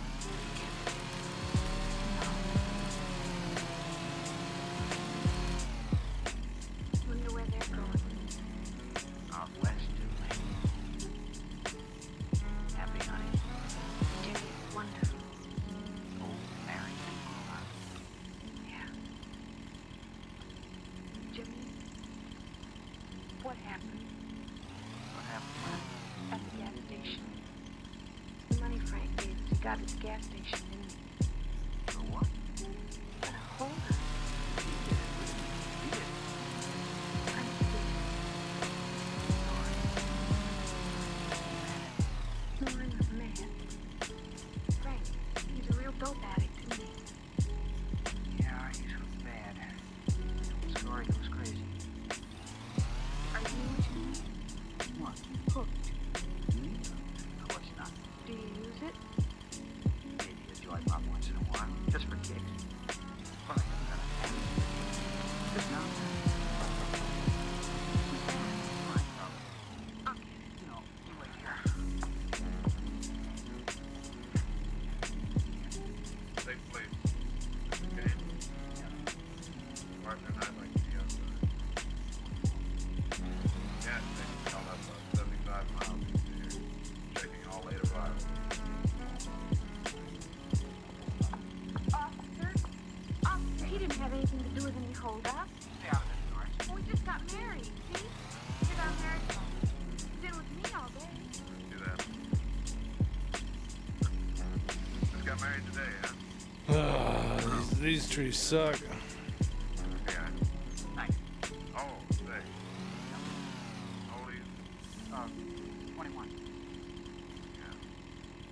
Yeah, the man they described was much older. Well, good luck, kid. Thanks.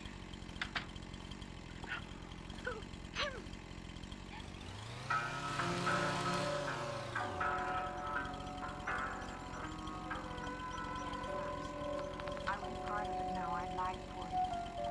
The next morning, Frank came to me outside and I wondered if I could have dope or something. He said he saw me on it. You know, I told him about the state police and he got mad. We went about 50 miles and Frank pulled up at another gas station. I was scared. Jimmy kept telling me to take it easy. Frank got out of the car and left Jimmy and me sitting there. Waiting for him. Just that. Just that.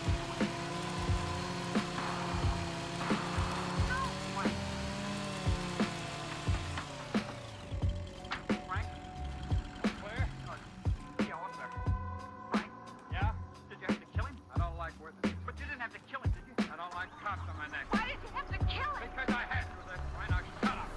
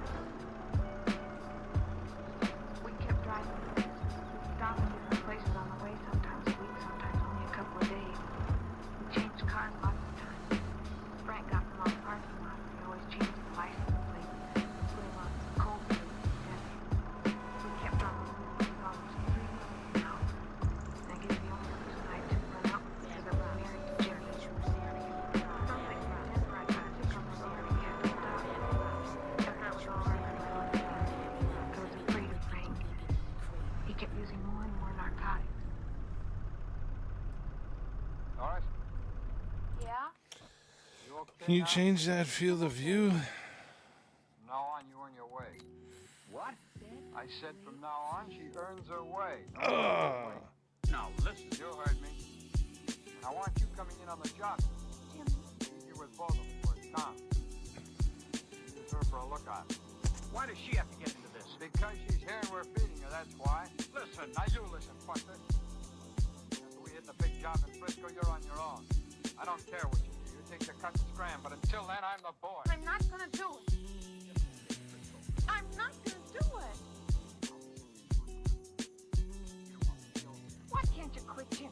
What if they Nope. catch you? Right, Frank? That's right, boy.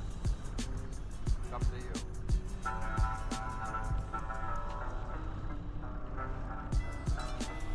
After that, I was the lookout. I don't remember how many hold-ups there were. It was all I could dream. When we got to San Francisco, we got a room in Richmond. That's across the bay. Frank got a place in town. Frank had plans for this big job. That's what he called it, the big job. He didn't tell me any of the details. He didn't want me along with this. First time Jimmy was carrying a gun. I tried to talk to him. Funny, I remember silly things. I remember the landlady vacuuming the hallway outside. Listen, honey. Don't do it, Jimmy, please. This is the last one, honey. The last one. After this, we don't have to worry anymore. I can't help it. Jimmy, Eric. What do you mean, everything? Are you hooked now, Jimmy? Frank is looking at stuff that you can't do without it. I use a little. Sure, I use. You know that. So what? Let's not talk about it, you hear? Please, Jimmy. Please don't go. It's all set, honey. Now listen. What if something goes wrong? Nothing's going wrong. Now listen to me, will you? Frank will get that for at 5:20. Are you listening? I'm listening. Okay. Frank and I don't have to settle it. I'll take the bus. We'll take you on the weather and safe. We all have you ready to go. I would like to, Jimmy. The last hop, honey. After that, we go south to where it's warm and find a place to settle down. After that, no more. Be careful. Please be careful. Don't worry. Everything's gonna be fine. Fine, honey.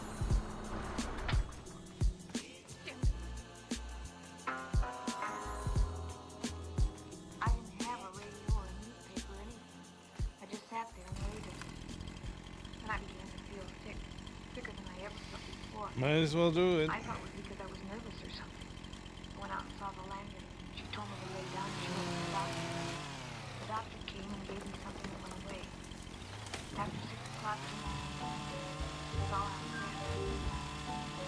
So flat, crying. Hi, honey. You're naked. No, I'm naked.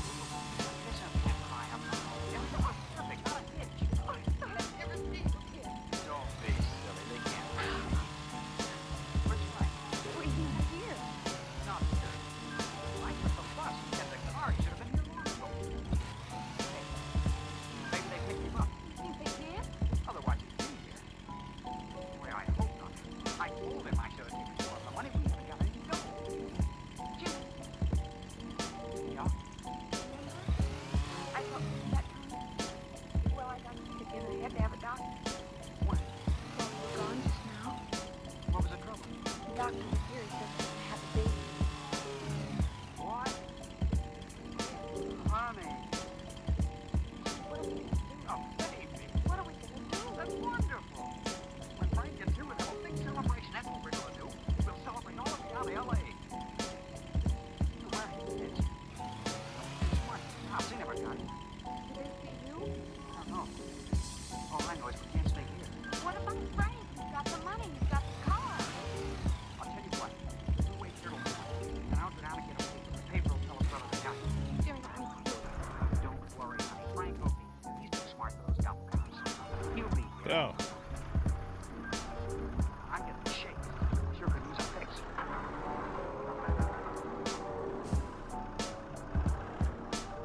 We didn't go to sleep. Jimmy took a fix and kept pacing the floor all night. Now that Jimmy was an addict too, I got sick again. Finally, when the morning papers came out, Jimmy went down and got me. When he came back, his face was white.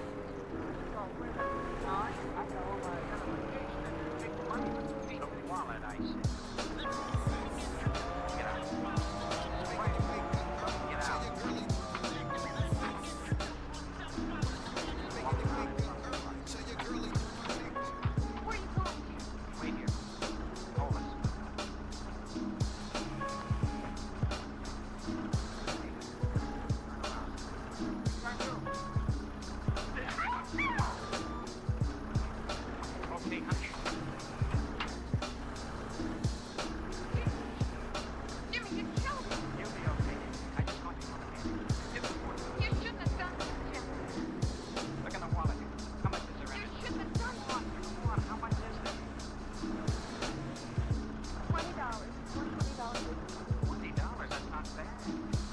When we get the Merced, I'll make a connection and get a couple of caps. With this truck, it was quite a car for me. Full of jobs for cheap time. Please, Jimmy, don't pull. Are you crazy? We gotta have money. I gotta have it right away. I'll get a job. That cop right behind us, we're gonna get a job. Don't talk silly, honey. Our luck's hot. Besides, I know how to pull him now. Maybe you killed him.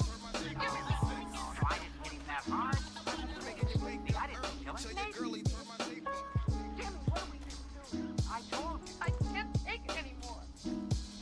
Running away. Always running away, and now you hook. You hook. What's the matter with you? Only I get Ah, my wrist. Yes, scared. But not for myself. I'm scared for you. If you don't like the setup, why don't you just pull out? Go ahead. Grab the first bus back home to Mama, why don't you? Don't talk like that, Jimmy. I don't mean what? Frank. He doesn't know it, but he did me a real favor. Just when we needed a break. Good old Frank. What is it, Jimmy? I just happened to remember. A couple of weeks ago, Frank was telling me about this drugstore in Fresno. That's real close. All right. A pushover, he says. They'll probably have a big narco supply, too. We'll break it tonight. No, I don't know about putting extras on with those stupid trees. Actually, maybe we can put that one that we just saw there.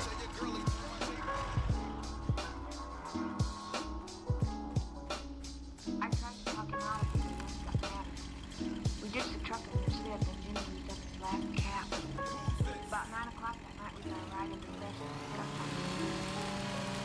parking lot. The black sedan and got out of there fast. We drove out to the place. It was closed.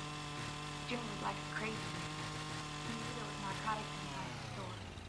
I took the motor rental. Jimmy went up to the front door. My heart was pounding harder than it ever did before. Jimmy kicked in the plate glass in the door and went inside. The bell started clanging. Then I saw the patrol car swing into the alley alongside the store, and I started flashing the lights and honking the horn. Ah. I could see Jimmy through the window. He ducked behind the showcase. One of the police was running toward the back of the building. The other ran in the front door. I ran behind him. He knew I was screaming, Jimmy, Jimmy, trying to be good on the burglar alarm. Shot.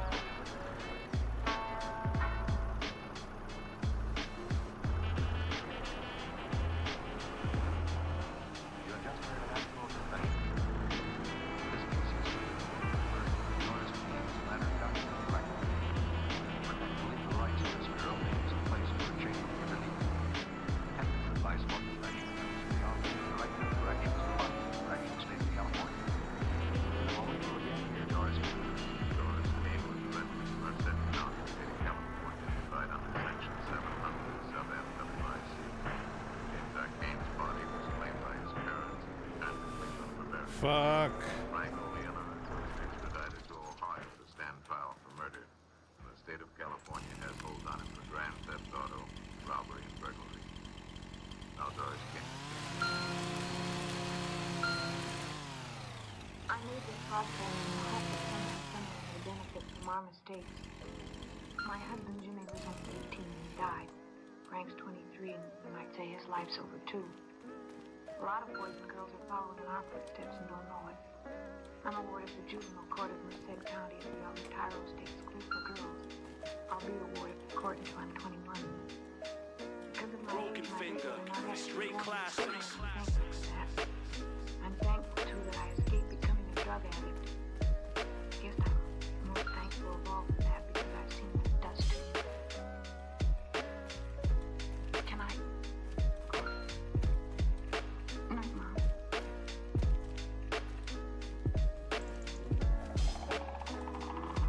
This has been Confession. Transcribed statements of actual crimes. These true tragedies are brought to you each week as an NBC Radio Network production in an effort to stem the nation's forward march of crime. Paul, Please, Joyce McCluskey, Brigadier Greg, Sam Edwards, Stacey Harris, Marvin Lewis. Script supervision, Warren Lewis. Music, Michael Simone. Direction, Homer Kemp. John Wall. Confession, a Canfield Lewis creation, came to you from California.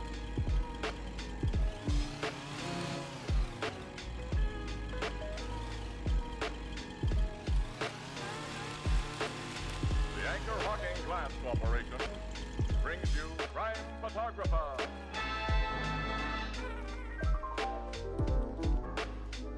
Hiya, Tony. Oh, okay, Everett. What's doing? Nothing. Just waiting. Wait for what?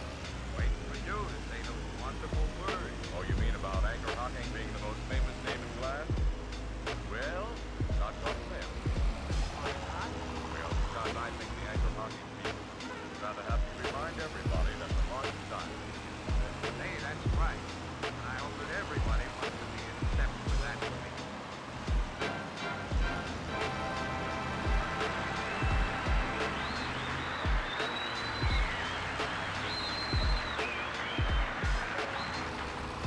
Good evening, ladies and gentlemen. This is Tony Marvin.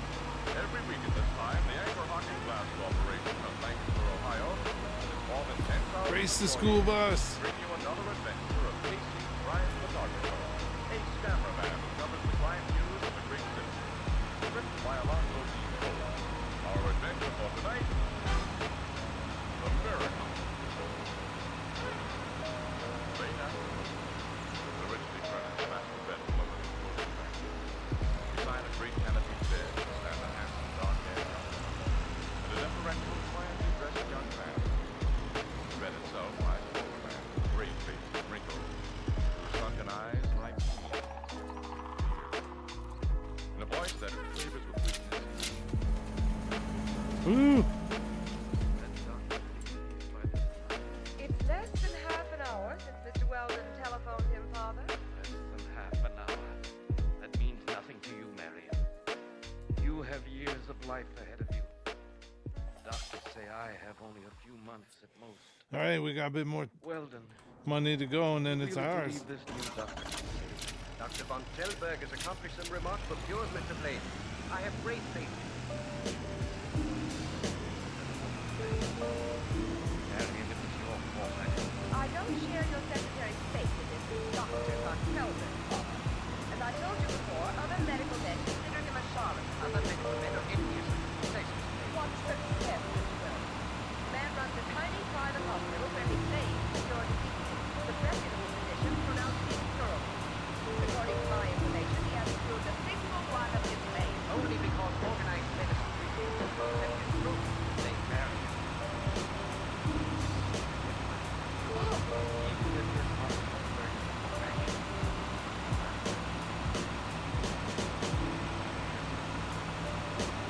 So Hugs, who I saw this, he was doing this idea too.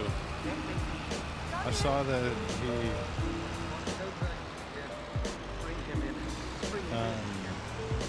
also is chipping the wood afterwards.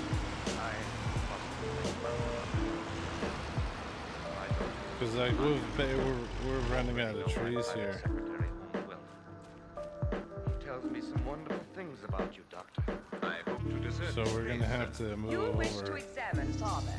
I'll leave you alone. Please stay, Miss Blaine. Examination at this time is unnecessary. Mr. Weldon has provided me with your father's latest X-ray photographs, which I have carefully studied.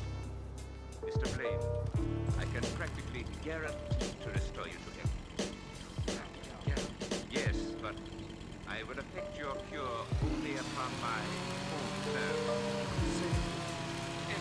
Then you will be removed to my private hospital this evening. No, I won't have it. So there can be no late question Woo. about understanding. I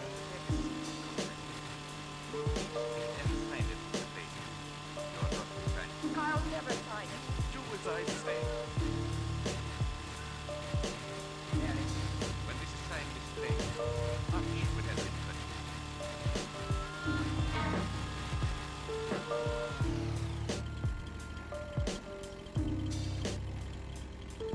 Morning, I'm Casey, and this is Miss Williams. Request an appointment with Miss Blaine. Oh, yes, sir. Please come. Andrew, is that The lady and gentleman from the newspaper, Miss Blaine. Miss Williams? I'm delighted to see you again. Hello, and Mr. Casey. It's very flattering to have you remember us. How could I ever forget you? If it hadn't been for you, I wouldn't have gotten back a lot of stolen jewelry. Never did know.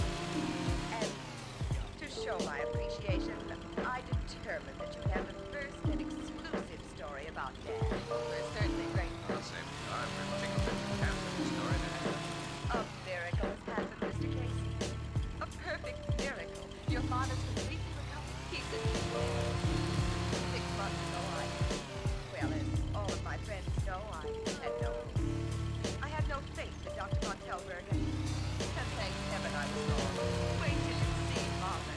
We're very happy for you, Miss Blaine. Come into the living room and sit down. Father and Dr. Von Telberg will join us. And we've asked them to come here and Mr. Bell.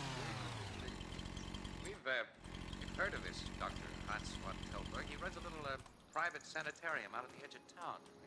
Yes, you probably heard, as I had, that other physicians consider him a quack. Frankly, that's the general impression. I believed him a charlatan at first. Oh, here's Father now. Father. Andrew just told us your friends were here. You remember Miss Williams and Mr. Casey? Naturally. It is a big favor one. Nice to see both of you again. Thanks, Mr. Yeah. You look at Dad as though you've never seen him before. It's been only 2 years since, but the change has astounded me. Look like a new man, Mr. Blaine. I've simply recovered my health. Here's the man who restored it to me. William, Casey, Dr. Von Telberg. That would do. Nice to know you. And you've been overwhelmed by my secretary? At the time of the robbery, 2 years ago. Oh, yeah. Glad to see you. Now I know you want to take pictures of the sweet story of the great thing Dr. Von Telberg does for me. We're at your disposal. Thanks. Mr. Blaine, last time we saw you, you were living on borrowed time. Looked at you. Doctors told us what was wrong. Now, I just can't go with it. Can I? I've never believed in modern miracles before. Anywhere looking.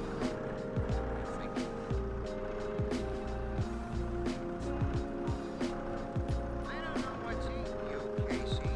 Gee whiz, doctors are making new discoveries every day. Doctors like this Von Telberg think of that place. Well, now, how can you say that, Casey, when we've seen the proof in Mr. Blaine's appearance? The thing just doesn't ring true, Annie, that's all. Blaine went into that hospital on his last legs, looking at least 70 years old, and he comes out a peppy guy of about 55. You're not playing with the idea that Von Telberg has rung in an imposter for Blaine, now are you? You said his personal secretary and his own daughter accepted him as the real thing. Well, the secretary was responsible for placing Blaine in Von Telberg's care. Marion Blaine would be too hard to fool. As her father's cure, that must be a wish fulfillment for her. What's known about this Dr. Von Telberg?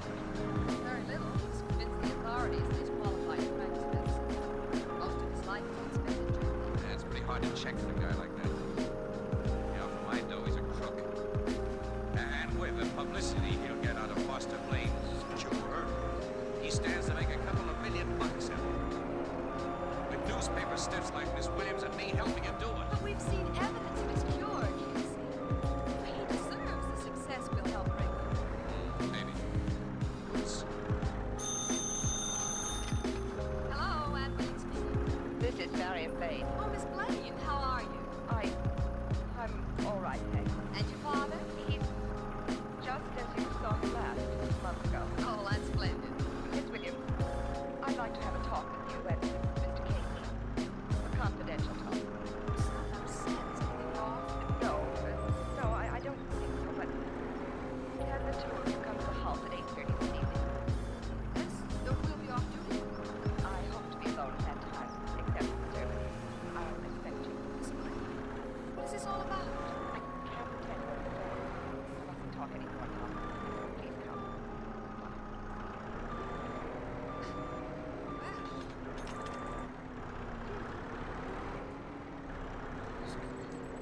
Thanks, Al.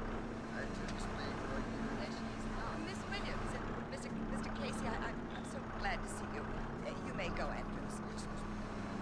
Come with me. I'm going to take you to the conservatory. Through here. Contrary to my expectations. I gotta look more and where. What's this all about? I'm still caught up on shit. Sit down while I pose these things. To say that you aroused our curiosity would be an understatement, Miss Blaine. Yeah. Miss Williams, Mr. Casey, I'm afraid. Afraid of what? Before I say what I'm compelled to say, I must be sure you will respect my confidence. I shan't be speaking for publication, at least not now. All right, it'll be off the record. Yes, of course. Thank you. I know how experienced you are with the criminal side of life. I know nobody else who can advise and can help me. Go on. Mr. Casey, it's been a month since my father came home from Dr. Von Telberg's private hospital. You remember how happy I was to have him back, how convinced I was of the miracle that had apparently happened. Apparently? I use that word because I've been thinking of Red Tiller's. During the months Father spent under Dr. Von Telberg's care, I was permitted to visit him for not more than 5 minutes each day. On most of those days, he never spoke to me because he was under the influence of drugs. And on none of those days was I able to really see him. What do you mean by that? His room was always kept dark. Exactly what are you driving at, Miss Williams? I'm beginning to wonder if the man Dr. Von Telberg brought to this house is really my father. Casey. Shh. Someone's outside that door. What do you... Well, pleasant surprise. Mr. Blaine. I had no idea you had visitors, Marion. Nice to see you, Miss Williams. How are you, Casey? Pretty well, thanks. Come in, Weldon.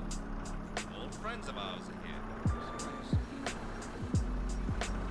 Good evening, Mr. Weldon. Weldon, tell Andrews to bring drinks out here for all of us. Very well, Mr. Blaine. I hope we're not intruding, Marion. No, of course not. Father. I was sure you'd make your old dad welcome. Were you in the midst of a conversation you wish to continue? If so, don't let me interrupt. We were merely talking about the weather.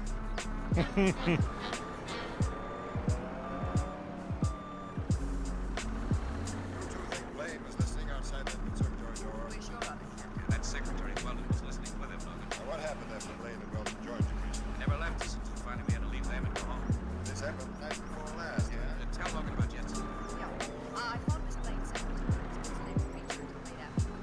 And then she told me everything was all right and to forget the whole thing. Yes. She said all her doubts about Blaine had been settled. And she was reconvinced that he was her father. It sounds to me as though some pressure had been brought to bear on her. Well, it's an interesting story, but in case you've forgotten, this is the homicide bureau. What do you expect me to do about it? Prevent a possible homicide by putting Marion Blaine under protection. And investigate a possible homicide. Whose homicide? The present Foster Blaine's. Foster? What happened to the rich? Look, there's no evidence whatsoever that the present Foster Blaine is an imposter.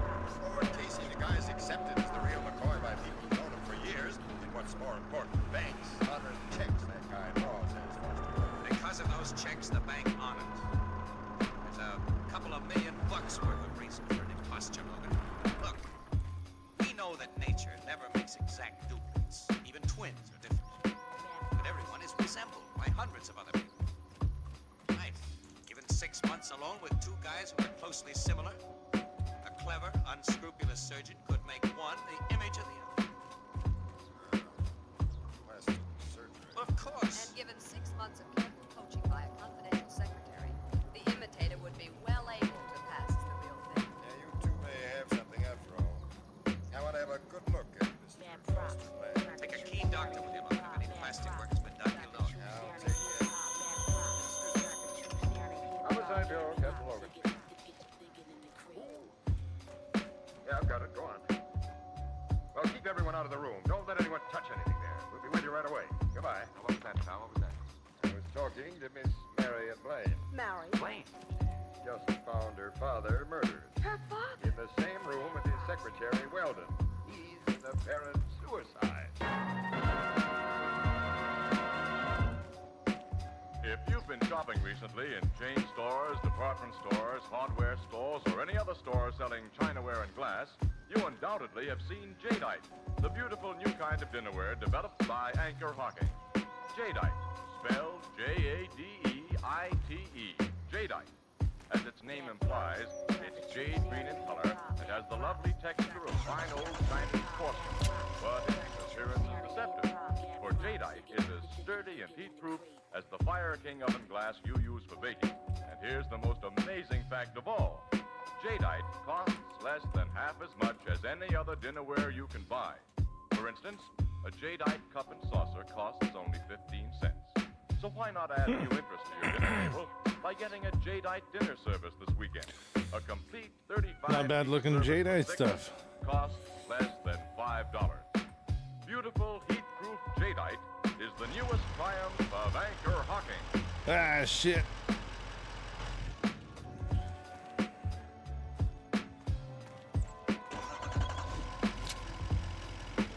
Yes, Miss Blaine, tell me what happened. When I came down to rest, I found Andrew was out very worried. You tell him, Andrew. I had discovered that neither Mr. Blaine or Mr. Weldon had occupied their bedroom last night. And one of the maids reported that the door of Mr. Blaine's study was locked from the inside, and that no one answered her knock. I told Andrews to force the lock. When he did, we saw Father and Mr. Weldon. Now, everything was exactly as you found it on your arrival. Now let's go back into that study, Casey, and hear what the ME has to say. Yeah, better stay here with Miss Blaine.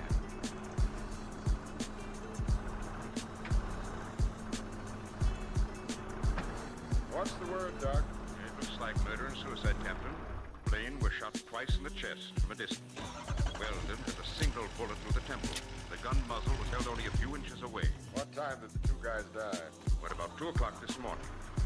The rest of the house is asleep upstairs. The walls are thick. Shots would be heard. Doc. Yes, Casey? Did you examine Blaine's face? Just go with it. No plastic surgery was performed on the man.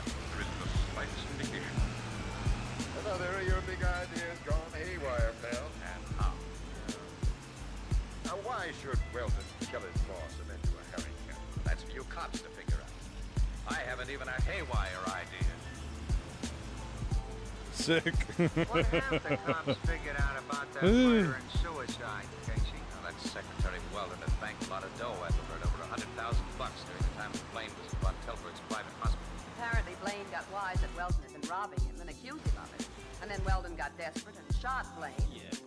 Then he fell. That's the way it looks. Meaning you don't believe it's the way it looks? Oh, I don't know. Man. Trying hard not to get another big idea. But Miss Williams and I got a report on the autopsy a little while ago, but it just doesn't add up, right? Well, the autopsy revealed that Blaine was organically sound. I think it's that theory, bro. Disease that was killing him. In a race with one Rats, like a friend from Rats Discord, the young shithead. I got distracted. He called me like as I was supposed to grid, so I missed the grid. Then I died on lap 1, but then he died. Then I was like laughing at him because he died at the end, and then I like crashed as well. Yeah, just a bad race altogether. We're simply going to So cheer ourselves bad. up by going to the undertaking. Yeah, Code Green Foster wiped Blaine's this body shit was off. turned over to the embalmer. Laid out in front of their rooms tonight. Or Masaurus. Bro, it's so much harder to get out of fucking rookie on gear than it is iRace. That's what makes Maybe it it'll help if we're irritating. around. You know, I'm sorry. The SR game is like non-existent. What does that look? Looks smooth for me. It looks good. Looks really good. I'm very glad you came here, Anne, and you, Mr. Casey. Glad you're welcome. Are you doing the next race or not? They made Father look very natural, didn't they? Wait, sign up? I want to sign up. Don't know how I could have ever doubted him as my father. I just missed it. Want to? Maybe I missed it. You didn't allocate this bit. Huh? Explain, your father was almost Just under 6,000. to cover his bald spots. Why, yes, they're brushed that way now. Yeah, but these few brushed back hairs don't cover a bald spot. Of course they do. I also... There's a thick stubble there. This spot has been kept shaved. Here's Hug's video. But I think He started chipping. we can maneuver this enough. He was as bald as your father was. No, I won't believe Trees it. are Cops will when I show them this. Get a phone looking right away. Wait, to get it what? on the down. If the man in Lift. this coffin was an Bend. imposter, Von Telberg Yes. is responsible. Back up was it. Von Telberg killed my real Oh, that's father. looking real good. Now this other guy over here. Then Bucks, Dr. man. Von Telberg That's what I owes like to me a see life set for a life. full The cops will make it on our fair. trailer. Just with I'll those two make it trees. pay. Okay, awesome. And you won't When I get to stop me. 100% full, I want to go sell. And in fact, let's go look at where we even do sell. I mean, it's got to be the farmer's market. That's the only place I do believe. Yep, farmer's market. And it's actually really good season. It's almost peak season. My car's in front of this place. Say what? You'll drive. Mr. Casey We will can sit see for a you. season? If you follow directions, you'll be in no danger. Come on. We're going to call on Von Telberg. There's his house, Anne. Stop in front. All right, Marion. Mind if I tell you again, Marion? You're acting very foolish. I tell you again, Mr. Casey. that Oh, I'm the best January judge would of have been that. best. No. Okay. I'll be holding this gun under my coat. Oh, I hate to threaten you two this way. You know I don't want to harm you, but I'm determined to make that man tell me what he did with my father. And then, after I've paid him, you can turn me over to the police. Ring that doorbell, Anne. All right. He lives alone here, so he'll answer the bell. Follow my lead, and no warnings. The boss lady. Mrs. Blaine Good evening, Doctor. and Miss Williams and Miss Casey. This is most unexpected. Are you alone? Yes, We'd like to come in. of course. Ladies first. Annie. Miss Blaine. Thank you. Habits are hard to break, aren't they, Miss Blaine?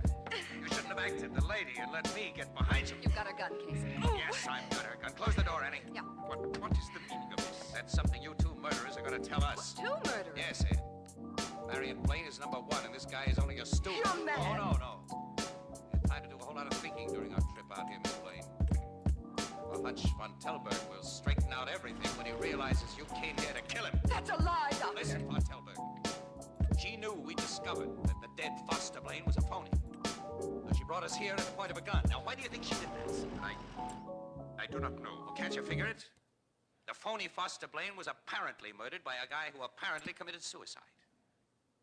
If Miss Williams and I were found shot to death in your house and you were an apparent suicide, I see. No, Doctor. I swear. So I too was to be destroyed, Miss Blaine. Don't talk, you fool. Don't. Yeah, I took to save myself and to pay you. Doctor. I am no murderer. The worst I did was to put a living man in the place of a dying man no one could save. And it was your idea, Miss Blaine. You supplied the substitute in your father's twin brother. Twin? You may as well take it from there, Miss Blaine. Yes. Yes, I. So he was chipping his Nobody but trees. Father and I knew he had a twin because his twin ran off with my mother when I was a child. He hated me because I was the one person who knew about his disgrace. And because I was like my mother. He hated me so much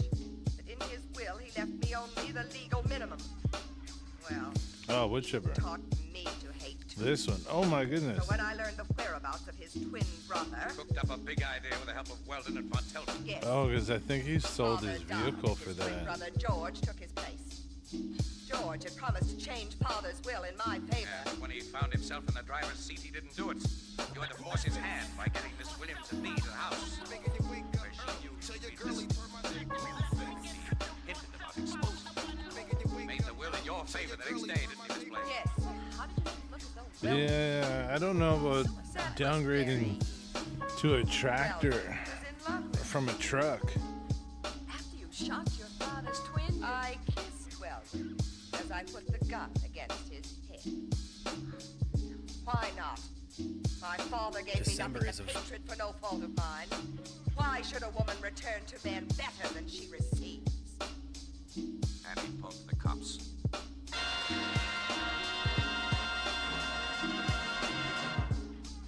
We'll join the crowd of the Blue Note in just a moment. This year, America, the land of plenty, is sharing with the world one of the most serious food crises in history. If it were not for the Food Packers of America in convention this week at Atlantic City, this crisis would be far greater than it is. For the Food Packers of America take each food crop as it ripens and becomes ready for market. Products from field, orchard, and stream, and preserve them for your use throughout the year. If it were not for the magnificent machinery of our food packers, much of the food produced in America Crazy. would be wasted and would never reach the market. As it is, even in this year of food shortages, it is possible for you to enjoy varied and healthful meals throughout the year. Anchor Hocking is proud to be associated with the Food Packers of America and to be privileged to supply so many of the glass containers and easy-to-open caps which bring you the better brands of food. Anchor glass containers and tamper-proof Anchor caps are products of Anchor Hocking. Gee, I hope I never meet up with a gal like that Marion Blaine. It's an experience I don't want to get. It's gonna Make that a double. cut these. How's that Dr. Von Telberg Take a gonna lot stand on when the quickly. trial comes up? Now Won't we're go at on 7. trial as a doctor. Let's go get the tractor. His credentials were stolen. A real doctor. Now we're Died at in a German 76,000. prison camp where Let's they go get say the tractor. his real name, I think, was something like Fritz Pumpernickel. Just a hospital orderly. Gee, the things that happen after wars. Yeah. Casey, the room where Blaine and Weldon were shot was locked from inside. So we got this one. A pair of eyebrows. So at 58. Used to turn the key of an old-fashioned lock through a keyhole valve. Oh. Don't get any ideas. Yeah, it's clever, that, Miss Blaine. Yeah. I guess there's such a thing as being too clever. Yeah. Yeah. Yeah. Yeah. Yeah. Say, this conversation is getting dull, isn't it?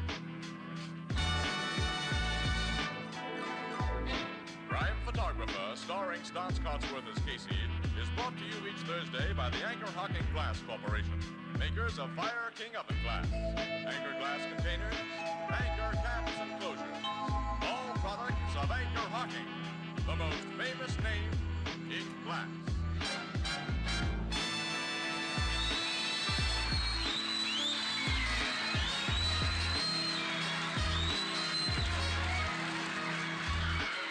Crime Photographer is directed by Yeah, John we're not gonna Beaming. have The enough. original music is by Archie Blyer, and the program features the Stan Miner as Aaron and John Gibson as Ethelbert. Herman Chittison is the Blue Note pianist.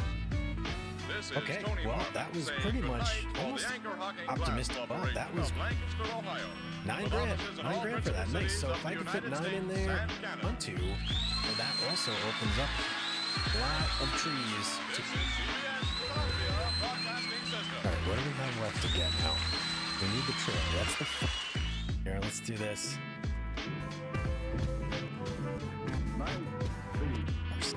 Well, with this find, we are basically within striking distance, and I just gotta go sell this. But we, baby, that feels good, man. Oh, some weird can now get our wood chipper. Which, should we go do it right now? Or should we wait? You know what, let's go do it right now. I need a little break from logging, so this would be a nice opportunity to check out what our hard work has earned us. It takes all kinds to make a world. Yeah, it sure does. And one by one, it has earned us. that girl. Oh, nice. Let's go do it right now. It was good, man. Each To get carefully it, marked just gotta out go way of sell. a hopeful Oh, insurance I wonder that how he's still end getting up looking passive like somebody money. in a movie. We need a shit ton of money. Or Holy fuck. That beaten old man picking a crumbled soiled That's basically what newspaper I'm out of a learning rubbish on the can. side here. Why does he want a paper? He knows tomorrow will be the same for him no matter what happens in France or England or just around the corner. So tonight, I found myself in a quiet section of the residential district. I wondered what was behind the lighted squares of glass and what went on. Who were those people? What were their problems? I kept going, and I walked into... I kept going, and I walked into... Broken finger. Straight class. Oh, yes? I hesitate to bother you, sir, but do you have a match? Have a lighter, will that do? Thank you. Just a moment. Yeah. I'm afraid I didn't get a light after all. What's the matter, Pop? Afraid asking for the touch? Here. Please, put your hands up, Warren. I'm not joking. I have a gun. Oh, I see it. Put your hands up. Okay. Like this? I warn you, I'll shoot if you try anything. Well, rule number one when facing a stick-up man who's obviously pulling his first job, be very careful. It's not my first. Oh, a hardened... Oh, that's kind of nice. Hand me your wallet. What, with my hands in the air? Put them down, but remember what I said now. All right, so that'll be our next purchase. Let's go buy the land. Hand me your wallet. Yeah. Now, turn around. Face the wall. And don't try to follow me. Pop, hand me the gun and tell me all about it. Don't come toward me. The gun. Pop, now hand it over. We'll have a talk. Maybe over a cup of coffee. Stay away, I It's said. huge. We could buy that. But we'll have to grind a bit. A novice at a stick-up is like a kid with the Einstein theory. He doesn't know what it's all about, and he shoots out of sheer fright and nervousness.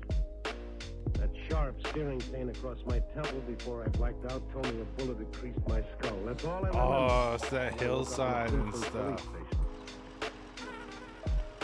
Wow, coming out of it, huh, Stone? Let's go look.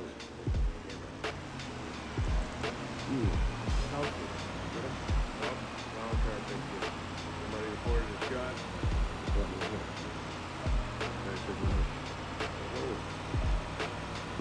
Of course not. I'd say. About 2 years now looking at 5 weeks. Now, yes. But it's only a stick-up. You want to have better sense. But this is different. Most of you have a good war. Guy has to start sometime. But he, want a description? That's what I'm waiting for, Randy. Man about 70. 7? Oh, with a long white beard. Kowski, the man, was about 70. A little over 5.5. Name of Rip Van Winkle? For all I know, it might be. When you find him, he'll have my wallet on him. Oh, and Cox. He's nervous enough to take a shot at anybody. So all of that. And all the way around the corner, too. This might be worth it more. Yeah. Later, I left the precinct station. Kowski put out a call for the little old man who made like Jesse James. I went back to my desk at the Star. Maybe I had a story. I wanted to wait until the police picked up the old man because whatever made him turn bandit was guilty. An hour passed and I was just about getting ready to give up. Oh, hello, Larry. Tonight you're almost all is out. Larry, you don't know how close I was to that permanently. Hurt your head? Yeah. How? Well, I was wearing my hat with a feather in the band. Huh? Yes, I got mixed up in a badminton game. I don't get it. Well, you would. Oh, I get it. Better, badminton. Ah, incorrect. Hey, I almost... Get a pack. Where? What is it? Oh, that's nothing much. Where did you get this? Hey, that's a wallet. Put some dough in it. It's mine. I said, where'd you get this? Jen gave it. Where is she?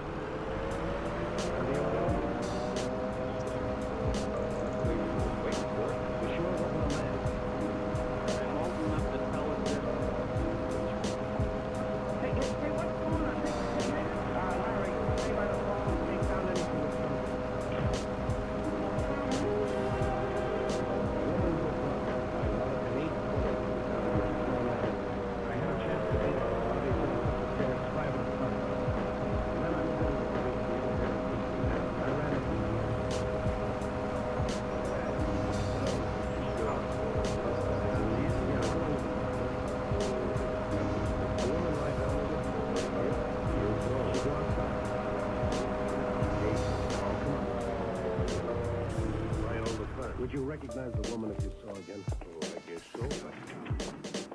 Take a look both ways. Tell me if you see. And I'm a little half old lady, too. Old? How old? 65, thereabouts. You see her? Hey, well, but that's the bus. Which side of the street? Other side, next block. Okay, maybe it was she, maybe it wasn't. I hurried across the street just as the bus pulled up and took on a passenger. A little old lady wearing a little hat.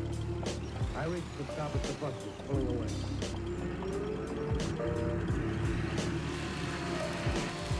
Hey, you always stick your head in front of buses like that, Buster? Yeah, I get results and rides that way.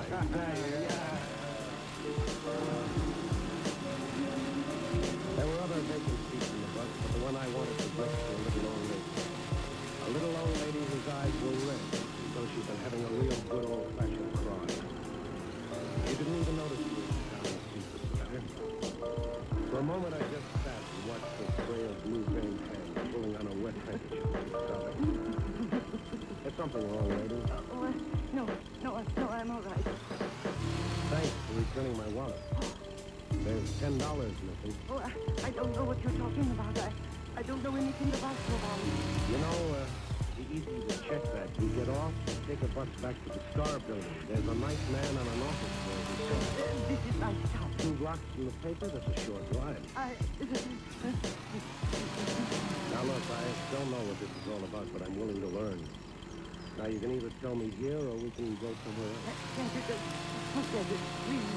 Forget it. I could have been killed. I know, but he didn't mean it. Who was he, or who is he? He's my husband. Oh. Well, do you want to talk about it? If I tell you how he did it, will you hurt him? Look, let's get off this bus. We'll take a cab to... Well, where? I want to go home. I want to go home. All right, I'll take you home. But something tells me I'm sticking my neck out. No, not right away. Your husband here? No. All right, let's have the truth, Mrs. Benson. Why did your husband hold me in? It was the only way we could get the money tonight. Well, why tonight? We need $200 by tomorrow morning. Oh? Then why return my wallet to you with over $60 in it? Why didn't you keep it all? He needed just enough to... Enough for what, Mrs. Benson? I want to show you something. So you understand. Here. Look at these. What are these? Look at them. Yes, I'm looking. What do they mean? Figures, problems, figures, Oh, no. For the last 10 years, he's done nothing but work on it. One of those. The big brain that can sit down and beat the little numbers. Oh, wow. Does he have any idea how many of these systems are 16 Harry's no fool. He's a brilliant man, Mr. Stone. He was a professor of mathematics. Was? Yes. But they said he was too old. Retired. No other job? Nobody wanted a mathematician or a man almost 70. Yeah, but this gambling, you should know better. The odds are never with a player, only with a house. At first it was just a hobby. He liked to work out the odds, and then when things got desperate... And now? We'll have to see. And tonight he's going to play... Where? I don't know. I told you, I don't know. Did he take the gun? No. He left it here. Well, that's one good thing anyway. What will you do now? I don't know. They're looking for him. Oh, but you're too impressed, Mr. Stone. Why? He won't let himself be arrested like a thief. That's the last thing he said. He wouldn't let the police arrest him. You are listening to Night Thief, starring Frank Lovejoy as Randy Stone. So there I had it. A little old ex-professor of mathematics with another system for beating an unbeatable game. There's something in each of it that makes every individual believe he's different. The eye can do better. Philosophy is human. If it weren't, you wouldn't have to dip on bricks without a mouth fast. Well, the fellow who closed his eyes in bewilderment and says, I thought I had it all figured out. decided to go after Professor Fenton. I headed for a spot where I thought I might pick up some information.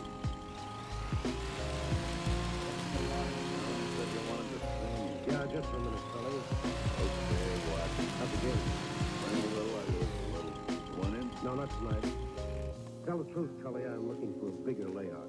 Blue chip Sierra 500, how big can you get? Oh, some. But this is a private poker party. Yeah, I wouldn't want news of it to get around. Oh, don't worry, Cully. I did you a favor. Now remember, give me a break in your paper. Okay, what do you want? I want to know where there's a roulette layout. Don't know? You get around. Some, but I don't talk about it. Just this once, Cully. Why? I'm looking for somebody who might be playing. Why? I got a friend. Why? Oh, Cully, you're repeating yourself. Anything else? Maybe I'd do you a favor. This? No. Besides, I don't think there's a wheel in town. I think there is. Okay. Now, so long. Before you go, if I were you, I'd make this the last stop. You ask funny questions, and you might not get such funny answers. It was the same in the other three places. And after hitting each one, I checked with the police, but Professor Benson seemed to have got himself swallowed up somewhere in the 1,000 square miles of Chicago. And then I was on my way again, trying to remember all the likely places until... Mind if I walk with you? Now, what if I did? Oh, I'd walk anyway. I need exercise. My doctor says so. Hey, you got a doctor? Oh, yeah. What's your problem? Not much you couldn't clean up, Stone. Oh, you know me. Sure, everybody knows Randy Stone. You're real famous like. You're getting even more famous tonight. What's the answer to that? Been around, 2 places. And that's illegal? No, but it's silly. Okay, so I'm silly. So long. Hey, not so fast, Stone. We gotta talk. On what subject? Money? That suit you? All right, get rid of it. What have you got to say? Look, Stone, everybody wants peace and quiet. The whole world's in a mix-up because one guy go. don't agree with the other guy, right? Oh, my. Another big thinker with brass knuckles. Yeah. Now, like I said, everybody wants peace and quiet. A lot of guys have to make a living in a funny way. Why don't you get to the point? Sure. Now, take you, for instance, for example. If the boss says, Stone, go out and see how many gambling joints you got. You being a nice, hard worker, nobody sent me out for that. Okay, so nobody sent. But somebody sends me. So what about it? Nah. Everybody likes to see everybody else happy. Maybe this could do it for you. How much you spent? Grand. I'm stirring up a lot of money, huh? You've been at 3-4 places. And to the car. Not for what you think. I am paid to think, only to carry out orders. This is one. Want to do? Listen, I'm only looking... Yeah. Looking for somebody. Cut it out. I'm telling the truth. I'm telling the truth, too. Don't put your nose in one more place where they don't like stuck-in noses. So we need 20 grand. Push it right to the back of your head.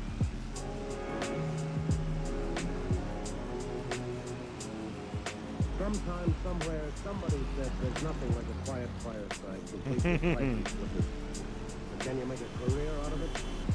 For that matter, can you make a career out of a hold-up, a creased skull, and a nasty little hoodlum? Well, I was trying to. And just to find an ex-professor who had a very common disease, I can't lose out. Okay, I try one or two more places. I got the same answer. And by this time, the name of Randy Stone was enough to close more doors than a quarantine shop. I was asking for it, and I got it. Stone, huh? Here I am again. Yes, that's good. Okay, you win. Let's forget the whole thing. Just like that, huh? Over here, you guys. I brought some friends. I said you win. Let's forget it. Yeah, you told. You didn't pay attention. Here's your head. Fella beat me up, and every newspaper in town will get the story. They'll really... All right, maybe we should just continue coming around taking down these big tall trees along the road here. For example, any other cookie who thinks he's a one-man vice squad. Guys, close it. Now listen to me. I'm not out to set up a knockover for anything. I'm hunting for someone. Don't go through that again. It's the truth. Max, start the ball rolling. You're an idiot. Let's save the game. To think you could have had a grand instead of this. Hey, now your nose looks much better. You saving or is the game crashing? A professional working over is done with finesse.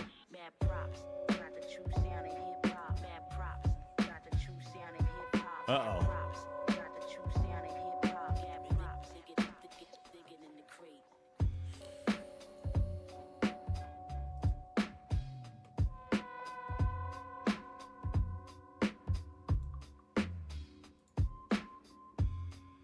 Oh.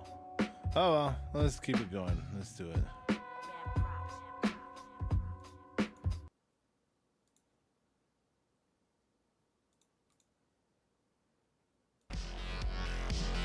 Alright, this is where we're going to end it for the evening. We were able to get a little bit in and game it up and whatnot. Yes, so it did work. Phew. Thank goodness. Alright, so if you enjoyed, hit that follow, hit that like so you can join us as we try and go from from nothing to something in the forestry side of farming sim. And then we're going to plant some trees and cut them down and have the machines and operating and all the rest of that. But yeah, the only way you know is if you like and subscribe. So yeah, I will see you guys in the next episode. Enjoy the rest of your week if I don't see you. All right, peace. Have a great week.